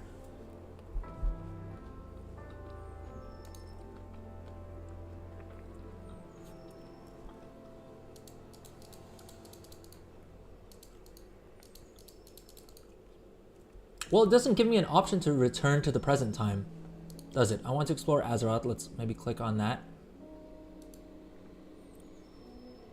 Well, so neither of these characters are in Chromie time, which is what I said to begin with. Well, that will take me to freaking Cataclysm, which I don't want to do, right? I don't want to go to Cataclysm. And I know that Chromie time is bugged, so that's not great, not optimal, not something I really want. They added a portal to Thunder Totem here. Oh god, the Horde portal system is completely broken. The fact that the portal to Dornogal is on the 2nd level is extremely dumb. Because the Alliance have a nice room where everything's on the same floor and you don't have to bother with like staircases and crap like that. Whereas for Horde characters, for whatever reason, you need to go down. You need to like go down this like very specific tunnel, and make sure that you turn at the right time and all of that nonsense, just to get to the freaking new expansion zones, which is kind of dumb if you ask me. Alright, let's see if we can see each other in Durotar, and if the issue is just specific to like Dragon Isle zones. Because it may just be that, and if that's the case, I don't know what we do, but we'll cross that bridge when we get to it, I suppose. Alright, let's head outside. And let's go further into Durotar. How about that? Alright, now we're properly in Durotar, and it doesn't seem to be an issue, right? Durotar working fine. Now, can I hop on this, guys? Oh, I probably need to enable multi-person mounts. No, we want Whirling Rush, and we want Ride Along enabled. Yeah, we want Ride Along enabled. All right, there we go. Oh, I might have to unmount and then remount. Boom. Okay. So, we're mounted up on one character's mount, and we've got... We're supposed to have both of our characters on here, but it looks like it just dropped my Warlock off for some reason. Oh, for God's sake, why? Why can I not see my Warlock inside Orgrimmar? What are we doing here? Why is this? Oh, for Christ's sake. Like, I know the pre-patch is bugged, but for God's sake, why is it this buggy? Alright, let's just get both these characters back to Veldrak, and let's see if we can... If the absolutely nothing that we did fixed it somehow. Jeez. It also seems like one of these characters is lagging hard as heck. My Warlock specifically, though. I'm not sure which one is the one that's actually lagging.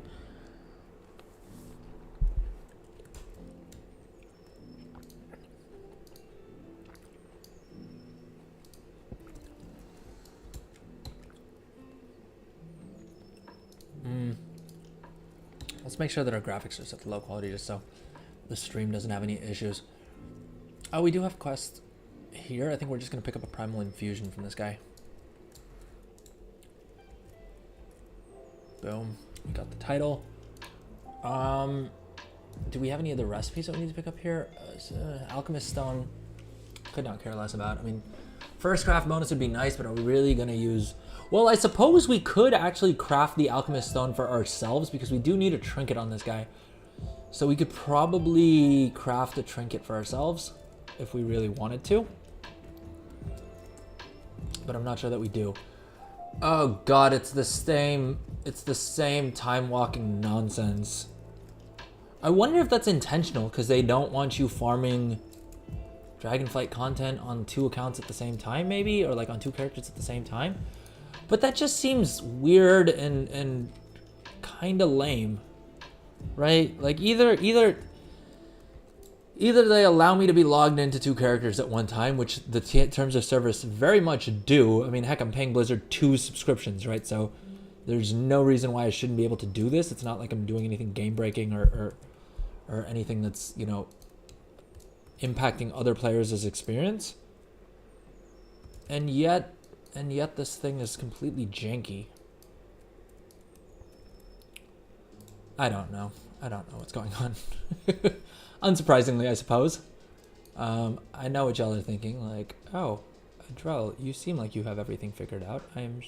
I for one am shocked that you aren't able to figure out what's going on. But yes, folks, believe it or not, I have no idea what's going on here. All right, let's just head to...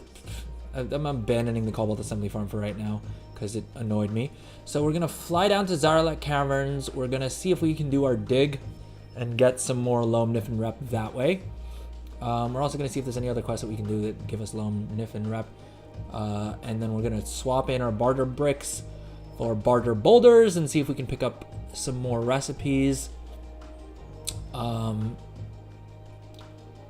And yeah, and then I guess at some point we will also head over to the Maruk Centaur area and see if there's anything that we unlocked for the Maruk Centaurs at... Well, I think we unlocked some knowledge points. Right, yeah, 24, we unlocked some crafters knowledge points. I hate that it doesn't tell us which profession we unlocked the knowledge points for.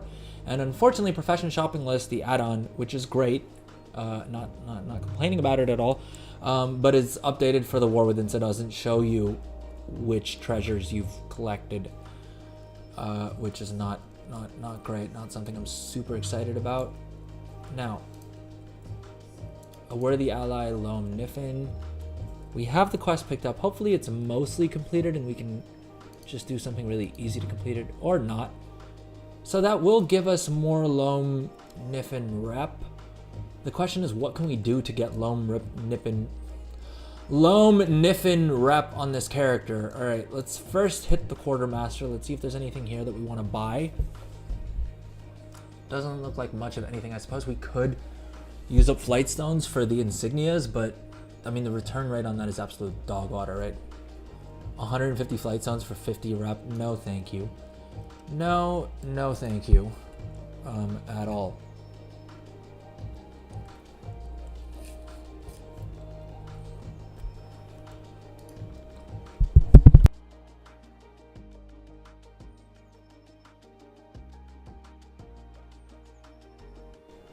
Okay, so we unlocked some barter boulders.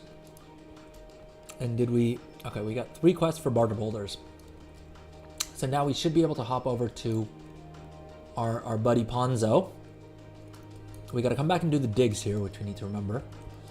But we need to head over to our buddy Ponzo and swap out our bricks for boulders, as well as get the free boulders. Oh, Party Sync is a good call. Welcome back, by the way, Seek Jut. How's it going? Happy to see you on the... happy to see you back on the stream. Really appreciate it. But yeah, Party Sync is actually a great call. The problem is, we'll do that once we get back to Valdrakken, I suppose. Because while we're here, I don't think... Not bad. We got 11 barter boulders, so we have a total... We have enough for a Ponzo's cream. How many barter boulders? We have 22, so we can buy 2 Ponzo's creams. We want to buy a barter dig map. Let's do that for sure. And then we can buy 2 of the Ponzo's creams. Now, what do we need Ponzo's creams for? I could go through the alchemy interface, but I can't be bothered. So let's just hop over to the alchemy vendor here somewhere. And then we've got to find the inscription vendor. And they should have recipes for us. And we'll see if we care at all about the recipes that we get from that. Do we have any unearthed fragment coins? Nope. Scribe. There we go. How's it going, Seekjet? How's your day going? I'm continuing to, you'll be happy to know I'm continuing to be extremely annoyed by all of the broken things in the pre-patch. Have you uncovered any other annoying as heck bugs? Or did you manage to complete your remix weapon appearance farms? Stinky bright potion. We want that recipe, but I don't have enough for a Glimmerog timeshare voucher yet, so we'll have to wait with that. How's the drop rate treating you for the remix weapons, Seek? How many weapons do you have left to farm up? I wonder if the Vantis rune or the hissing rune. Hissing rune potentially. Well, I doubt any of these are going to make us gold at this stage in any case. I think probably the most valuable one. I doubt even the Vantis runes are probably selling for anything decent, right? Let's see. Aberrus. Vantis runes, yeah, they're not going for a dang thing. The rank 3 ones are selling for 4 gold, yeah, so we don't care about that. Amirdrasil is also going for 2 gold. Hissing rune. Okay, hissing rune has some decent profits. All right, so we will pick up the recipe for the hissing rune. And then the Loam Niffin contract may be decent as well. You have 15 appearances left. Is that across all of your characters, or is that like, have you narrowed it down and it's just like one character that you need to farm things on now? Oh, we're not getting rep for this because we did it earlier on our warband, so we're not going to bother. Ponzo. We got to do our dig. We got to do our 2 digs, and hopefully we should get some more Loam Niffin tokens. 15 across all of your characters. Is it mainly the LFR stuff, or are you actually running LFR and like running normal mode dungeons and heroic dungeons and like all of the different content? Because that sounds just mind-numbing, if I'm being honest. I mean, God bless you for having the patience to do that. All right, let's go sniff and seek, and let's hope RNG's ever in our favor.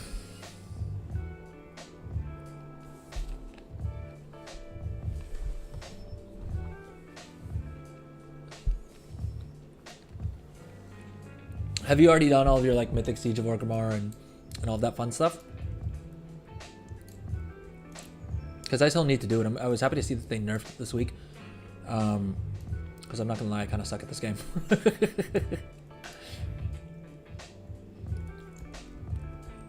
And so if Blizzard wants to nerf content for me, I'm more than happy to wait until they make it easy mode.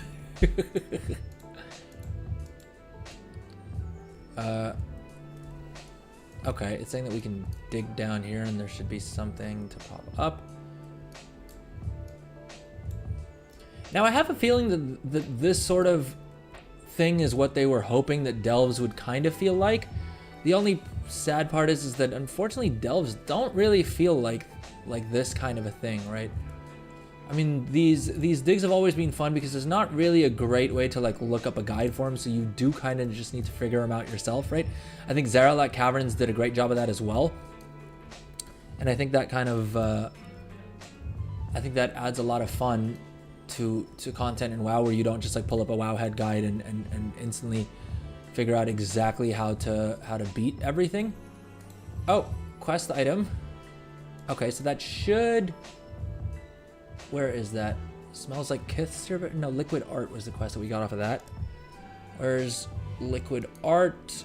Okay, and that is giving us a Loam Niffin rep. I was a bit concerned about that because we just completed this quest earlier today on our main, and so I was thinking they may not give us rep.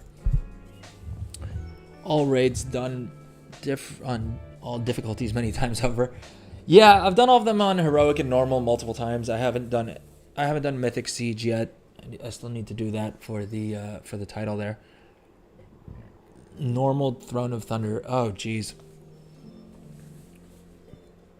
Oh god, how are you dealing with the world drops? Are you just like going into a zone and then like finding a hyper spawn or like some sort of farm that you can just like crush mobs, or are you doing like the quest lines and just organically trying to see if you can come across them that way? Either way, I mean, trying to farm a world drop is just nuts.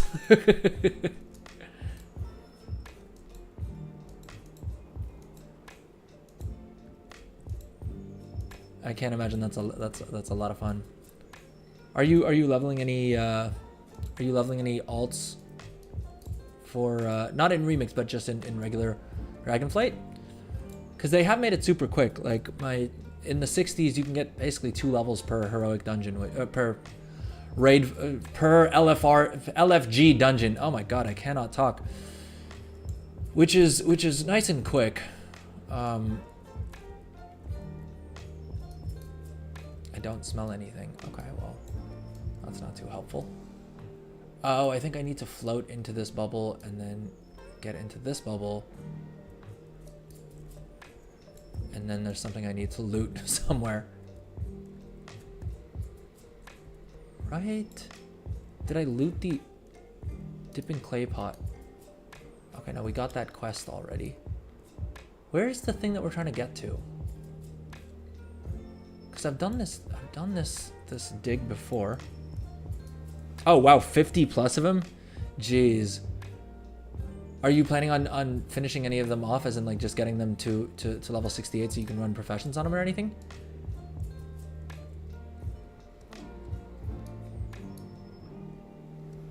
Because I'm struggling to get 40 level 70s. 50 sounds hectic as all heck.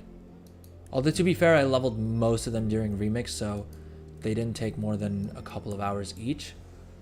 It sounds, given the fact that you're willing to farm for a world drop, I assume that you've probably done them in a manner that takes a good bit more time. Do you have any leveling tips that mere casuals like myself may not be aware of? Okay, I think I need to drop this guy on the plate, and then presumably that should allow something to happen. Oh, I don't even know what this 5 button does. Okay, no.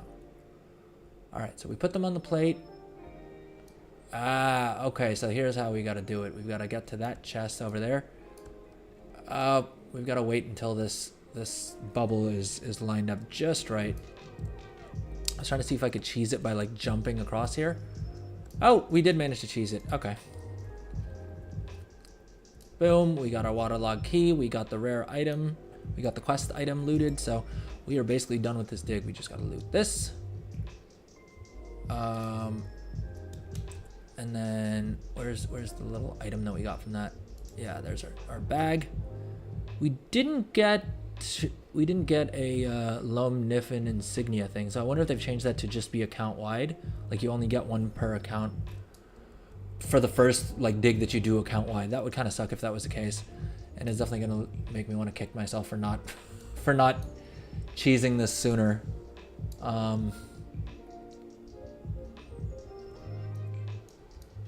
Yeah, I mean, as always, it seems like in the world of Warcraft, if something seems a little bugged, you're better off doing it as soon as possible before they fix it, because they're probably going to fix it and then make it impossible for anyone else to catch up with people who were, let's say, misusing any of the systems.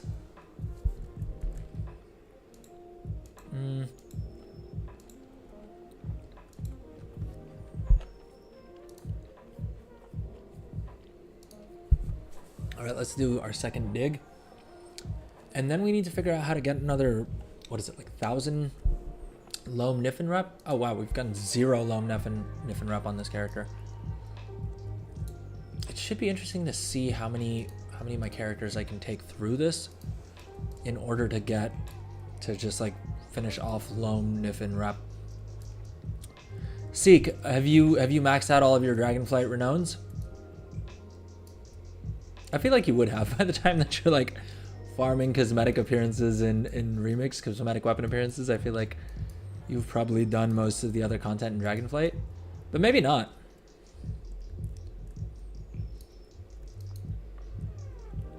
Oh, good call. I was always too lazy to do it during other patches, and I was trying to do it before the pre-patch, and then I was just kind of like, meh, I'll get around to it when I get around to it. My original plan was that I was going to level characters by taking them through the zones that I needed renown with, so that I'd sort of double dip, and the quest thing would not only help me max out my renown, but also help me level those characters. But that said, I then figured out that actually heroic, like running LFR dungeons, gets you like 2 levels a piece, and it barely takes any time.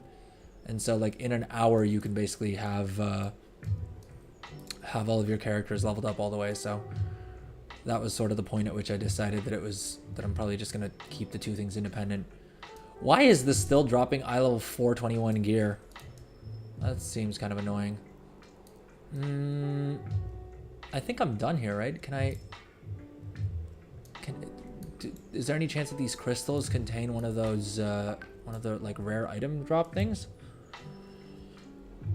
I guess not, since it's telling me that I have to leave.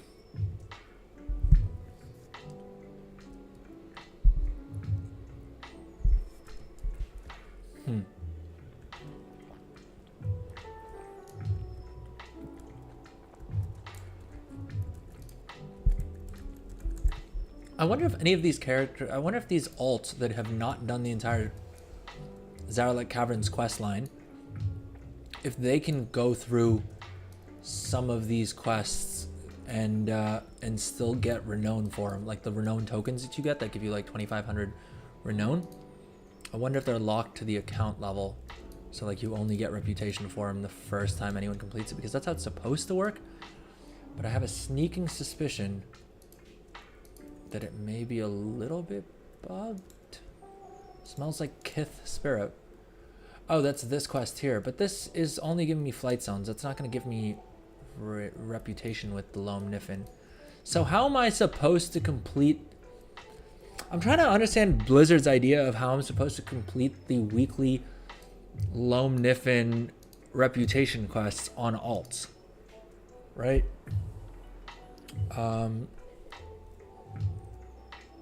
Because that's where we get our last dig map from. Are they literally expecting me to just like grind out world quests? That may be what the plan is, or what Blizzard has planned for me.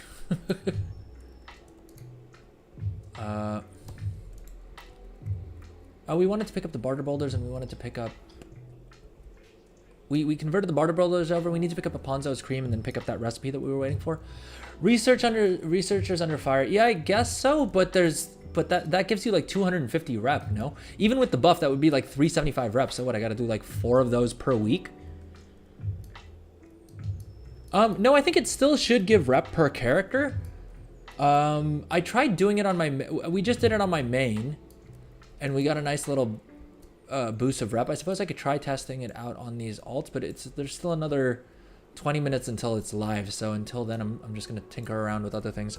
Are there any world quests that are like super painless to complete that we can just get out of the way real quick? 418 we don't need. 415. I mean, even if we needed it, I'm not gonna bother farming 415 gear. Let's be honest here. I have some standards. Admittedly, they're super low, but it's still a non-zero standard. Oh, I should probably do this quest. It's PvP gear, but yeah, it seems like I mean, I play North American Realms and I play on off-peak hours, so I do try and find groups for things, but there's usually not that many groups, if any, up. And usually by the time I like get into the group, realize that they have war mode switched off, and then try and do that myself, the event's already ended. At least that's what's happened the past couple times.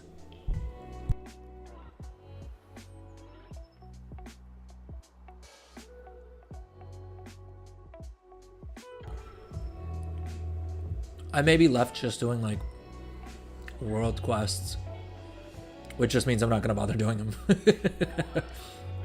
We'll come back next week and see if we get any. All right, I think let's go kill some snails and let's get our helm, because the 470 helm is like an 85% gear score upgrade for this character, which probably means we should bother doing it. And I don't, unless the snails are like super hard mode. Siphon elements.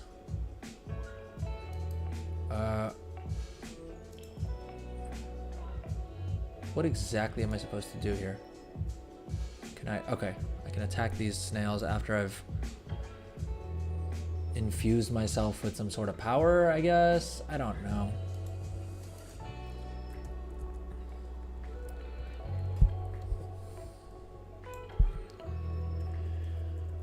All right, Adrel attempts PvE again. We'll see if we actually survive any of these, because snails, after all the Throne of Thunder runs that we did in Remix, I have a bit of a healthy fear of snails.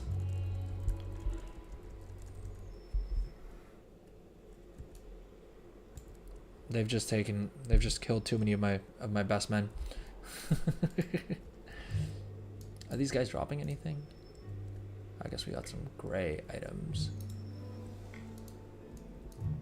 All right, we gotta find more of those, more of the snails that are infused, I guess.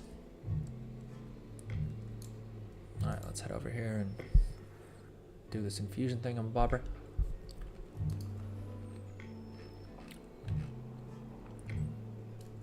Okay, so this looks like a crab. I wonder if this is impacted by the arachnophobia mode. Although Sharp Spine Pincher sounds like the name of a crab, but it may be the arachnophobia mode may have switched that on in any case. And I'll be honest, the crab doesn't look that much different to a spider.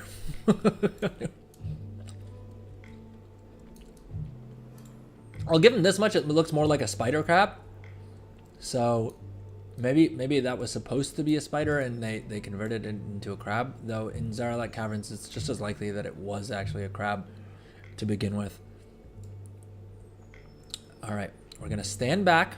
Oh, first things first, we gotta summon our Felguard. So let's do that. I'm going to try and actually PvE. How about that? I should probably actually read what some of these spells do. Maybe handy.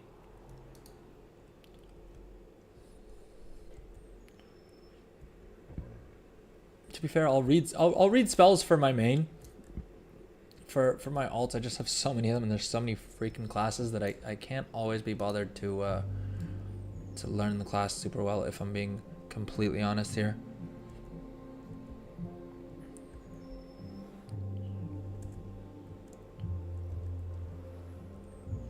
Especially since, actually, I knew all of the rotations prior to the pre-patch. It's just the pre-patch has changed most of these classes, and I haven't spent the time since the pre-patch learning the rotations, which is probably something I need to sit and do. Especially given how many alts we've leveled during remix. I don't want to have to be figuring that out in on day one of the War Within while I'm trying to quest and get characters leveled up. So probably a worthy use of time. What does this do? Simon elemental energy from infused rock snails for unique powers. Okay, so I think it's supposed to give me different buffs whenever I click on one of these guys, but I think they share a cooldown or something like that.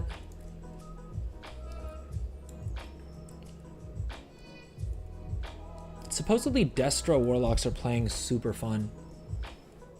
Have you, are any of your mains a Warlock, Seek?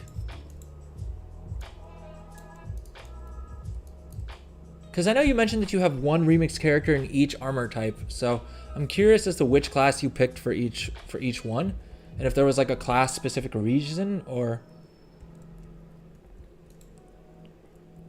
were any of them, in your experience, better for farming remix specifically? Yeah, this guy's demo, I just picked up the cookie cutter Wowhead build for him. But I was seeing on Reddit, a lot of people are saying that the destruction rotation just feels really great. Whereas I think the complaint was with Affliction.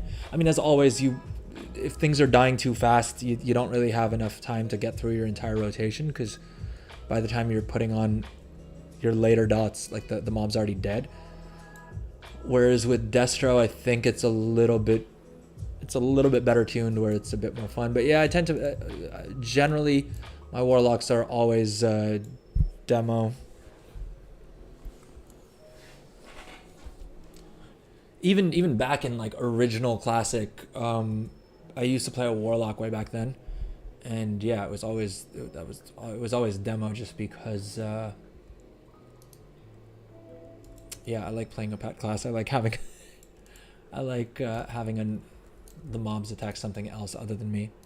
Ooh, 8,000 gold. I doubt anyone's buying a piece of 418 gear for 8,000 gold, because the PvP gear would have better stats than this and be at 454 eye level, while also being cheaper. Although who knows, maybe the prices for the PvP gear has skyrocketed that much. I do need to hop onto my tailor in a second here and craft more of the crafted PvP gear.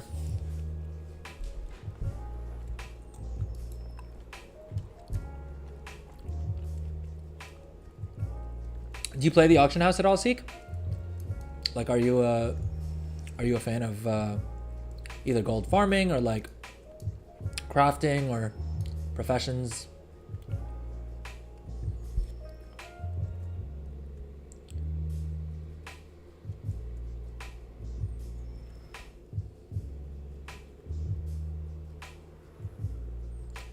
Yeah, so I mean, I've also been a little bit hands off with the markets just being the way they were the past couple of weeks, but in the last week since the pre-patch, prices for most things have gone up. I was surprised to see this character is my scribe, and we were taking a look earlier, and the trinket, the inscription trinkets are selling at a 1,800 to 2,000 gold profit each, which is pretty sweet.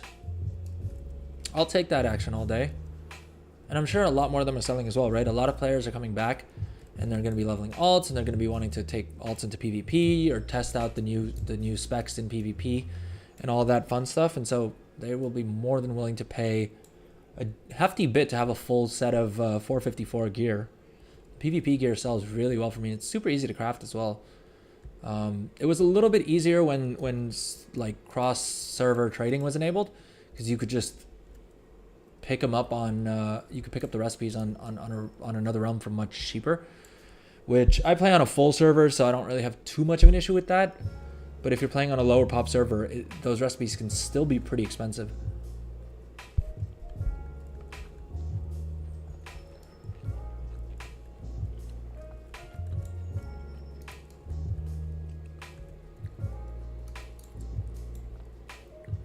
All right, I think we need one more of these snails and then we're done with this quest, and it should be interesting to see how much rep this actually gives us with the Loam Niffin. I don't think I should have cast Demon Bolt right then.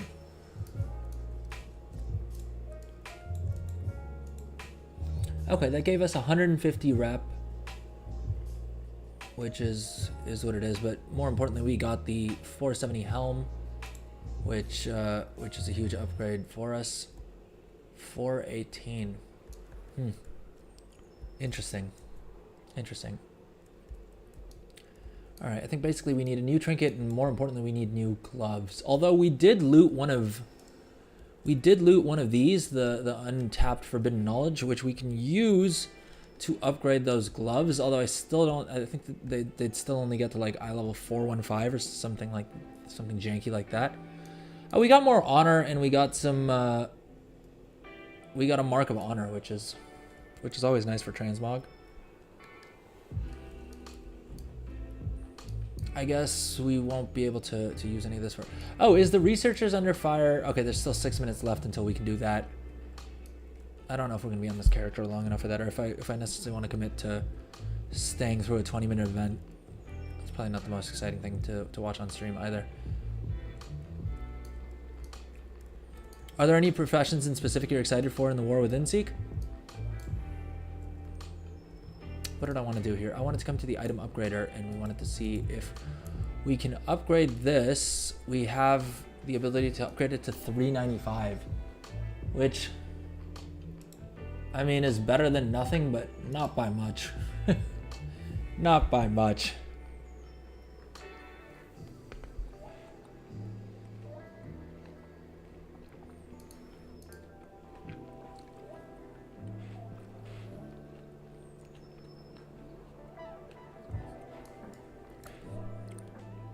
Well, so what professions have you been, do you usually spend a lot of time on retail? I'm trying to think if it makes sense for us to bother upgrading the gear for this character. It's annoying that it's showing me what the PvP level item level will go up to, but it's not showing me what the PvE item level will go up to.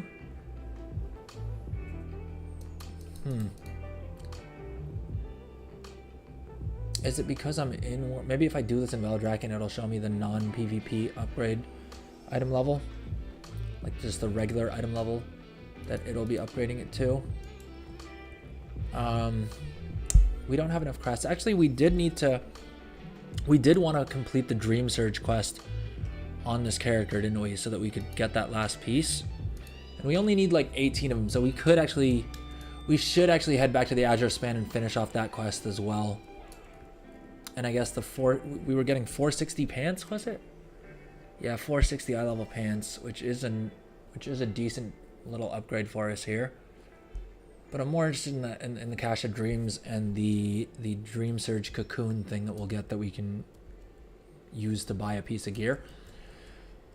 All right, now let's fly over to our buddy Ponzo. Let's pick up and let's pick up the rest. Oh geez.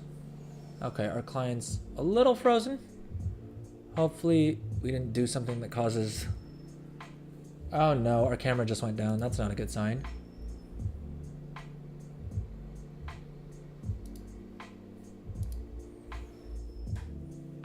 Alright, let me quit my second instance of WoW.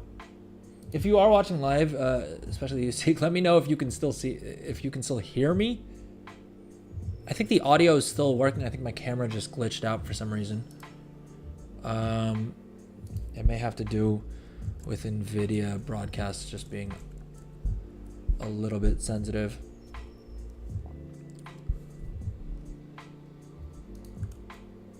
All right, I think we should be back now.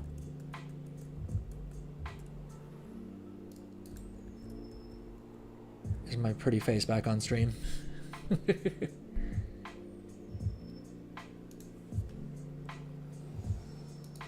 right, we said we're gonna pick up a hissing rune recipe, right?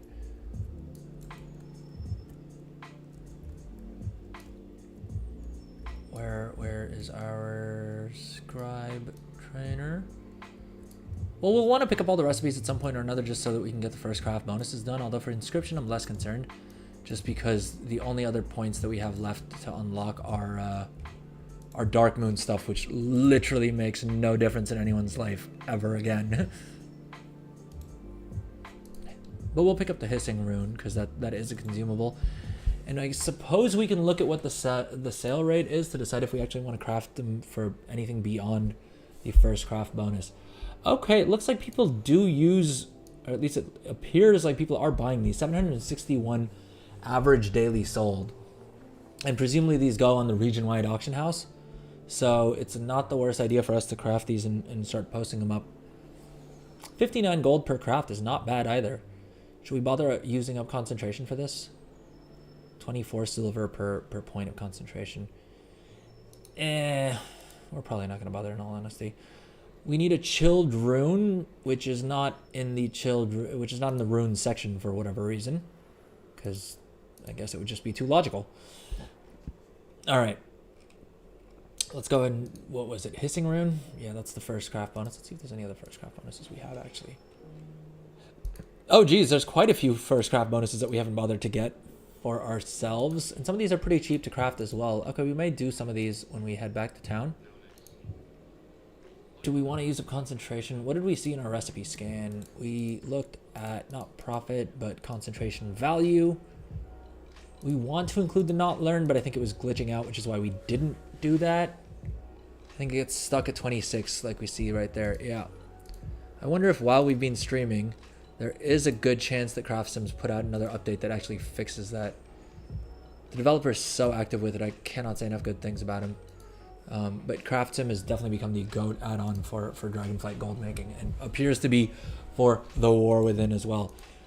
All right, so it looks like chilled runes. Let's see with the hissing rune, if we use all rank 3 mats, does it guarantee us, does it actually give us a guaranteed...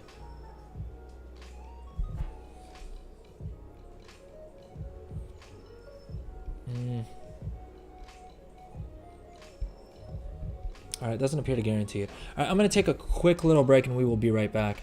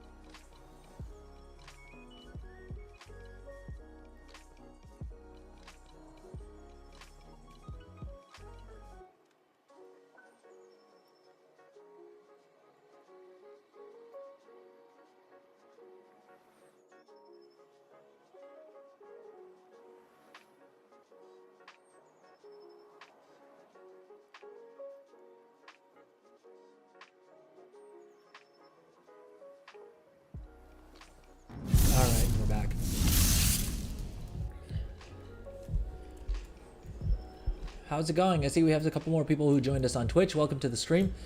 What we're doing is we're basically going through our alts in Dragonflight and basically just getting them set up for the War Within. So we're picking up any more recipes that we need. We're trying to max out our renowns, and we're doing some crafting as well.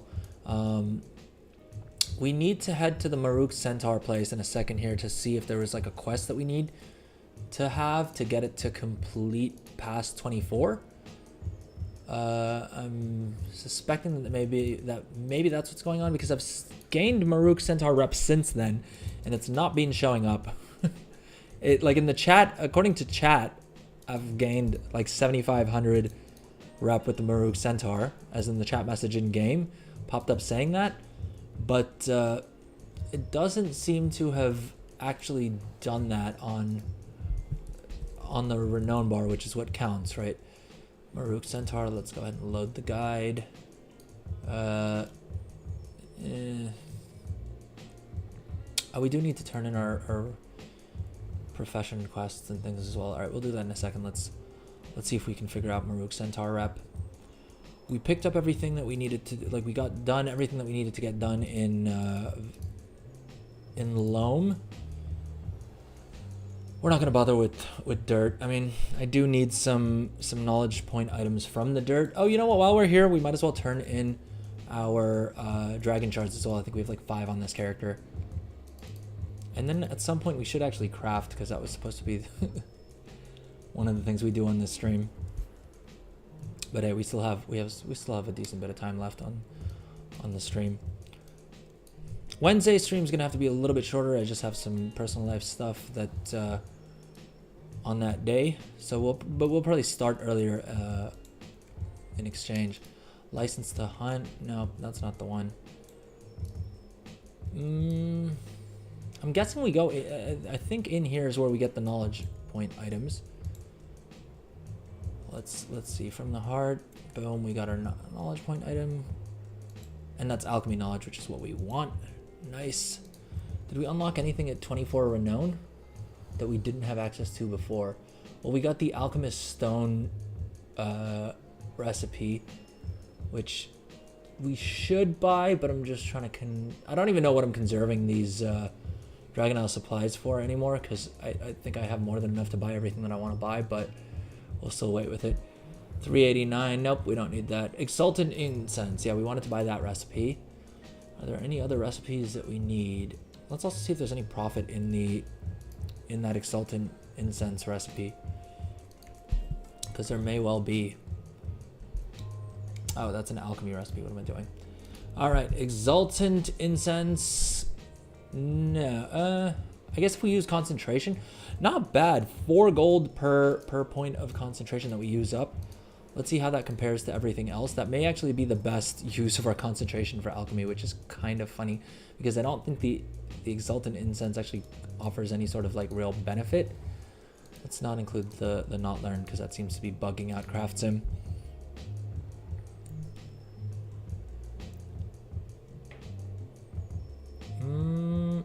Why is exultant incense not showing up on here? Or is it just less profitable than we thought? Average profit is 22 gold. But with what? With what? Materials available to guarantee rank 3. I don't think we quite need to. Oh, we can just guarantee rank 3 of these with using slightly better quality reagents, I guess. All right, and we need an alchemist lab bench, so we will go ahead and craft some of these and wing them up on the auction house, see if we can make some gold off of those. Now, did we have any other Maruk Centaur tokens? I think these are all for the other factions, right? These are all warband bound. It shouldn't really matter which character we use these on. But I may just keep an eye out to see if any of the other characters have those quests that require a certain amount of reputation with the all right, this quest is giving us 12 renown, which we don't really need. Like 12 renown is not going to make a difference one way or another, but I want to see if we're still bugged, or if if we are able to now get reputation with the Maruk Centaur. If completing those quests did anything to make it possible for us to start gaining rep again. Or if it wasn't bugged in the first place and it was just the chat log freaking out in-game and telling us we were getting reputation when we weren't actually getting any reputation. Looks like, oh, this quest here. This will give us 200 renown. Oh, we could do that. We've completed this before on our warband, but it's still giving us reputation. So I don't know, this seems kind of funky. Because they had said previously that basically most of these quests, if you do them once on your account, you're not going to get renown. Like, you're not going to get reputation for subsequent completions of it. But this does seem to be giving us warband-wide reputation. I wonder if they mean that mainly for, like, the War Within reputations aren't going to benefit from it.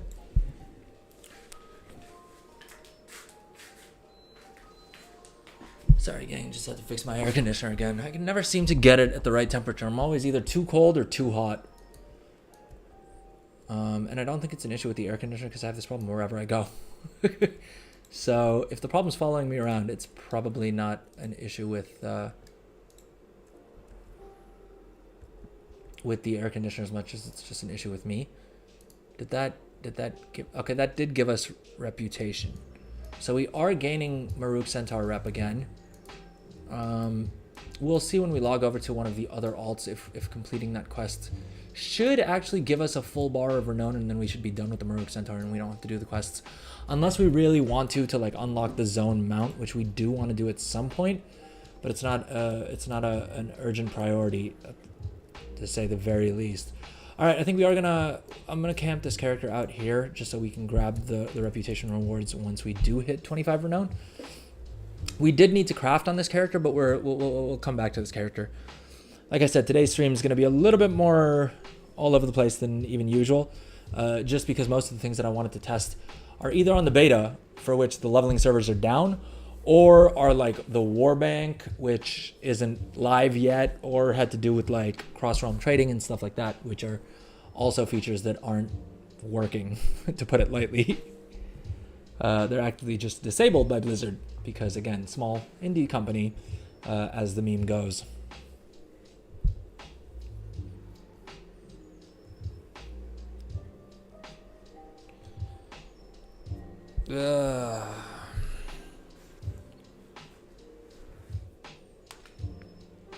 Oh, that's a satisfying crunch.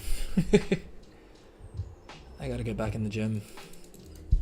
I've been dealing with allergies the past couple days, so... Well, I say couple days, I mean the past like 2 weeks, and so I haven't set foot in the gym in like 2 weeks, which is not great. Not great.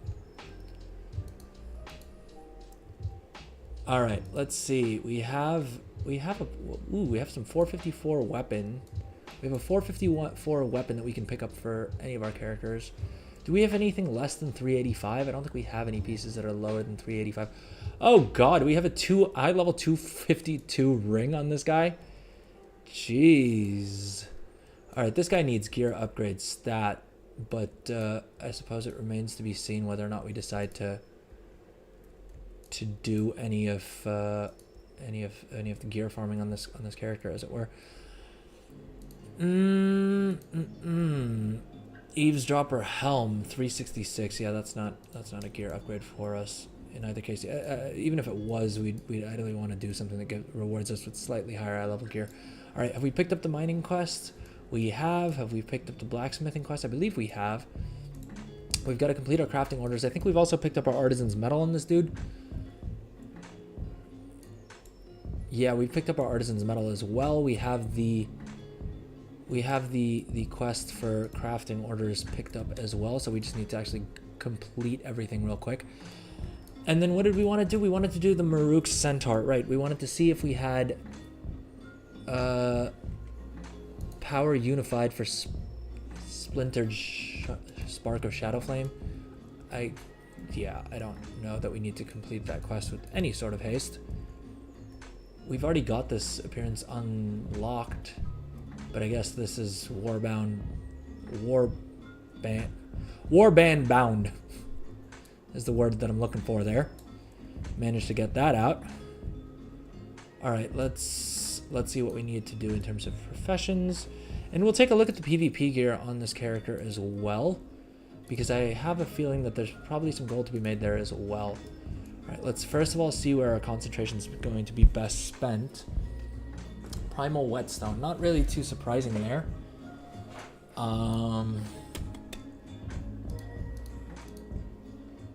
I would have expected it to be one of the alloys, but it may just work out that way.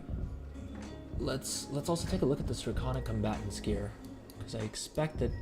Ooh, fat profits, fat profits. Oh geez, look at this, 6,000, 5,000. Oh wow. Okay, we got to craft a whole bunch of this Infurious alloy gear. Do we have any Infurious alloys anywhere? Because it looks like the prices for these have spiked quite a bit, but we can craft them ourselves fairly profitably. I know I have a bunch of Awakened Ire on my Tailor Leatherworker, but they're gonna more than need those. Okay, let's do this. Let's first finish off our quests, our profession quests, then we will get to everything else. Oh, and I suppose we should also do our like digs for Loam Niffin rep. Do we have the Loam Niffin quest picked up? Have we even unlocked Zeralek? We do. We do. Do we have any of those Loam Niffin tokens? No. We're waiting to use this until they eventually make the Enlightened account wide as well. What else do we have in our bags? Do we have anything else of interest? We have these items that'll give us like gear pieces. But we may hold on to those for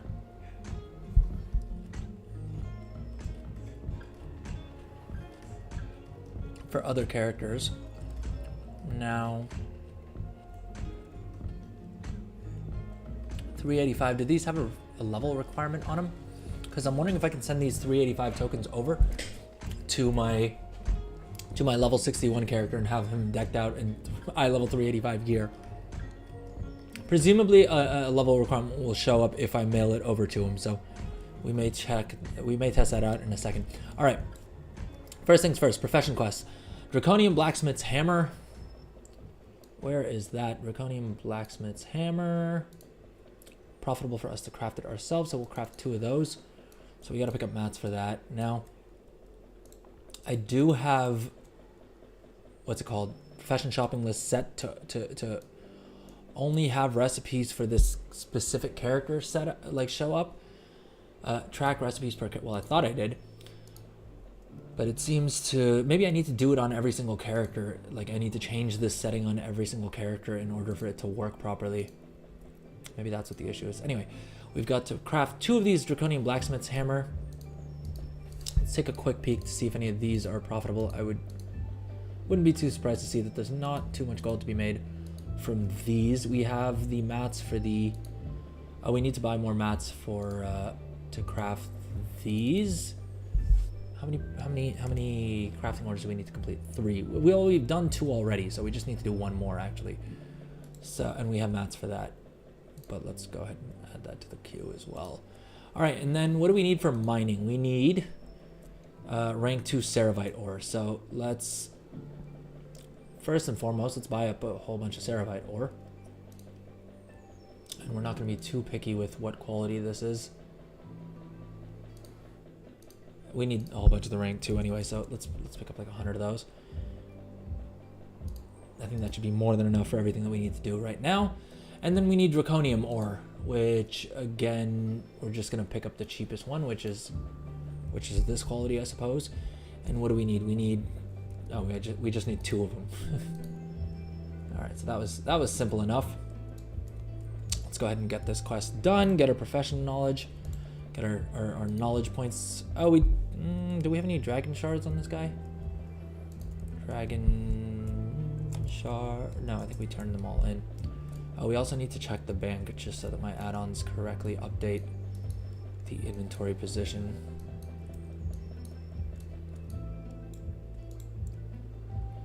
Boom. All right, do we have any other items that we want to use up here now that everything's account wide? Doesn't look like it.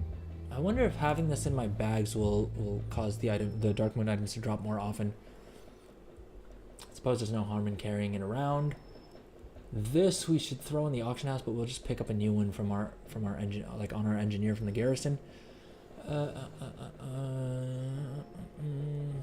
I can't be bothered to see if I should vendor any of this stuff just yet. I'll do inventory cleanups off stream anyway.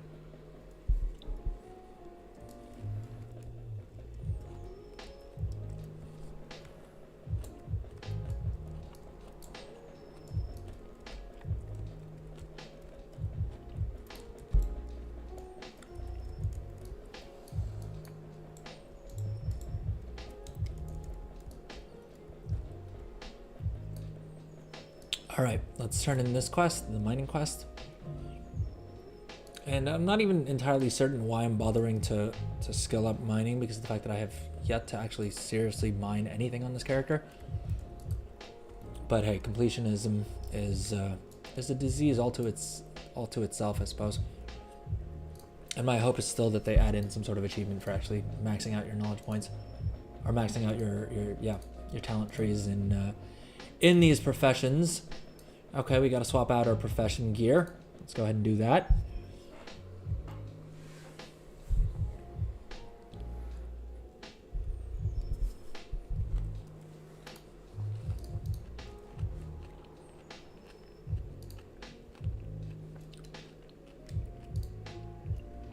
All right, work order quest done. Let's we now need to do the Draconian Blacksmith's Hammer for the profession quest, so let's get that out of the way as well. Boom. And then let's turn in all of our quests here, and then we were gonna see if we were gonna do something for the Maruk Centaur, although I think we're gonna check if our hunter has one of those quests that can just give us 2,500 rep, and we can be done with that. All right, let's do all of our blacksmith's writs and our mining field notes. We could go turn in these barter bricks as well, but we don't have enough to buy.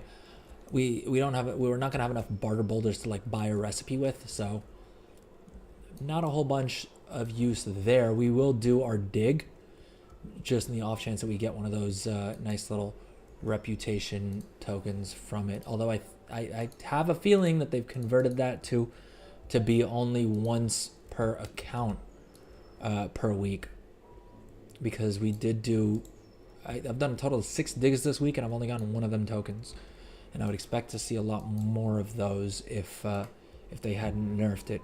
Do we have a blacksmithing treatise?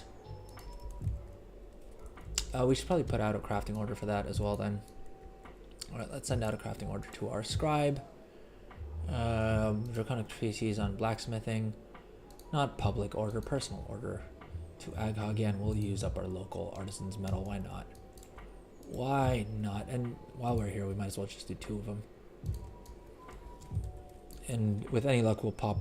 I mean, knowing our luck, we'll pop multi-craft on this, and then not have to worry about it for until the end of Dragonflight at the very least. Although I suppose after Dragonflight as well, I'm still gonna be tempted to max out the remaining professions, like to max out the skill in the remaining professions. At this point, I think I can probably just dump these points anywhere. I don't think it's gonna make too much of a difference in terms of anything that we're doing. Although arguably armor smithing may help us with. No, they just give us skill, and we're guaranteeing rank 3 in Furious alloys in any case, so it doesn't really make a difference. We might as well just dump these points here.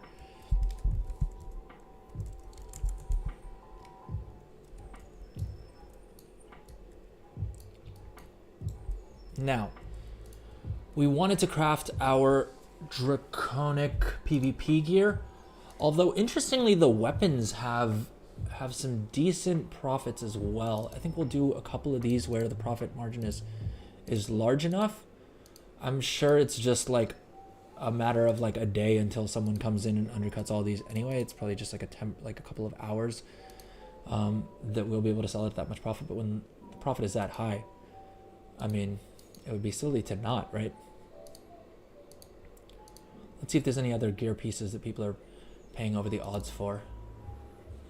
Oh, you know what? We should craft we should craft an extra one of these for our. We should craft an extra set of this for our handy dandy little warrior that we're leveling as well.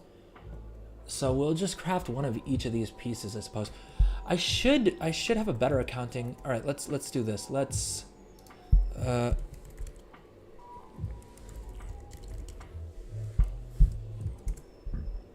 hop over to our alt tracker here. And let's see who is not level 70. Let's see who's, yeah, I guess selecting only the characters that are level 60 here will be the best way to go about this. And we need just characters who are on Illidan because we can't cross realm trade anything. All right, so we have a warrior, and I think that's the only plate wearer that we have, right? So we'll go ahead and craft one of each of these blue items for him. Although some of these are only usable at level 70, so I guess we only really want to craft the ones that are going to be usable at level 61, and we'll go ahead and mail those over to him. Or 62, yeah, they can equip all this gear, right? Yeah, yep. 70, no, we don't want that. Gauntlets, 70, nope. Spaldas, level 70, nope. Helm, level 70. Okay, so yeah, none of those pieces. Everything else we'll craft for him. They need a shield as well, but I think this blue shield requires level 70, which is kind of annoying. I wonder why we can't... I wonder why we can't craft these at a lower eye level for leveling. Because my warrior does need a shield to be able to tank better in flippin' Dragonflight dungeons. But it doesn't look like I can craft one for him for some reason. Shadowed belt clasp, that needs one of them pieces of paper. Shadowed alloy, we may be able to pick that. We'll be able to pick up this recipe pretty quick. And it looks like these are selling for a hefty profit. So we will go ahead and we'll hold on to our concentration for that. A head for metal, this has also got a nice little bit of profit on it, but I think this is going to be the best use of our concentration. It looks like the shadowed alloy, guaranteeing rank 3 on those. Shadowed impact buckler, nope, not too interested. Anything else? Black dragon touch hammer. I do want to unlock this for this character, but we've got to farm it off of a rare, which in all honesty I'm probably not gonna bother doing for a little bit at least. All right, now we wanted to do our crafted season 4 PvP gear because the profit margins on these are fat. And we'll just go ahead. We'll do 10 pieces of each of these. Honestly, even if we make like 10% of the profit that's mentioned here, we would be laughing all our way to the bank, right? And it doesn't surprise me at all that demand has skyrocketed for these pieces, especially since what I think a lot of the competition comes from is cross-realm trading, and so I think supply is also decreased at the same time. Because I know that there were a lot of like level 10s just kind of shady, kind of sketchy, camped out in Orgrimmar who were constantly undercutting me, and I have to believe that they were probably transferring over items from other realms where they were maybe crafting them in much more bulk. I won't speculate as to whether they were botters, but like Kanye said, they were probably botters. All right. I think that's everything we want to craft on this guy. We were saying that the best well, we'll wait on the concentration. Ideally, we could use up some of our concentration right now.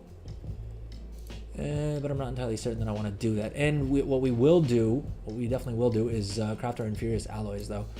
We will craft our own alloys because we're making a fat 10% profit on each craft, and once we equip the correct gear, let's throw this into simulation mode. 256, 17% additional margin just from crafting our own Inferious alloys is pretty sweet.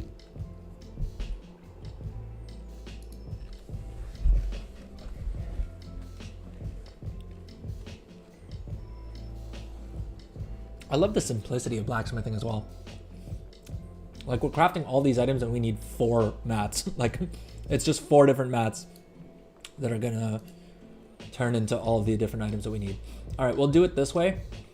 Primal Flux, actually, I should just hop onto my goblin and buy a whole bunch and shove it in and trade it over. Let me actually see how much a difference being a goblin would make, and then we'll decide if it's worth swapping over or not. The cheapest you can get it on the auction house is, or in the game, is 12 gold, I suppose, and it's on the auction house for we have to fly over to Visioner Thom. Oh, in Valdraken. Okay, let's just hop over and pick up a whole bunch of that and mail it over. We're gonna need a whole bunch of Primal Flux until between now and the end of the expansion. And this character is actually parked here to farm a mount. All right, if you're watching live, let me know in chat. Oh, excuse me. Should we continue with our crafting, or should we quickly grab this mount? I think we may do this mount real quick.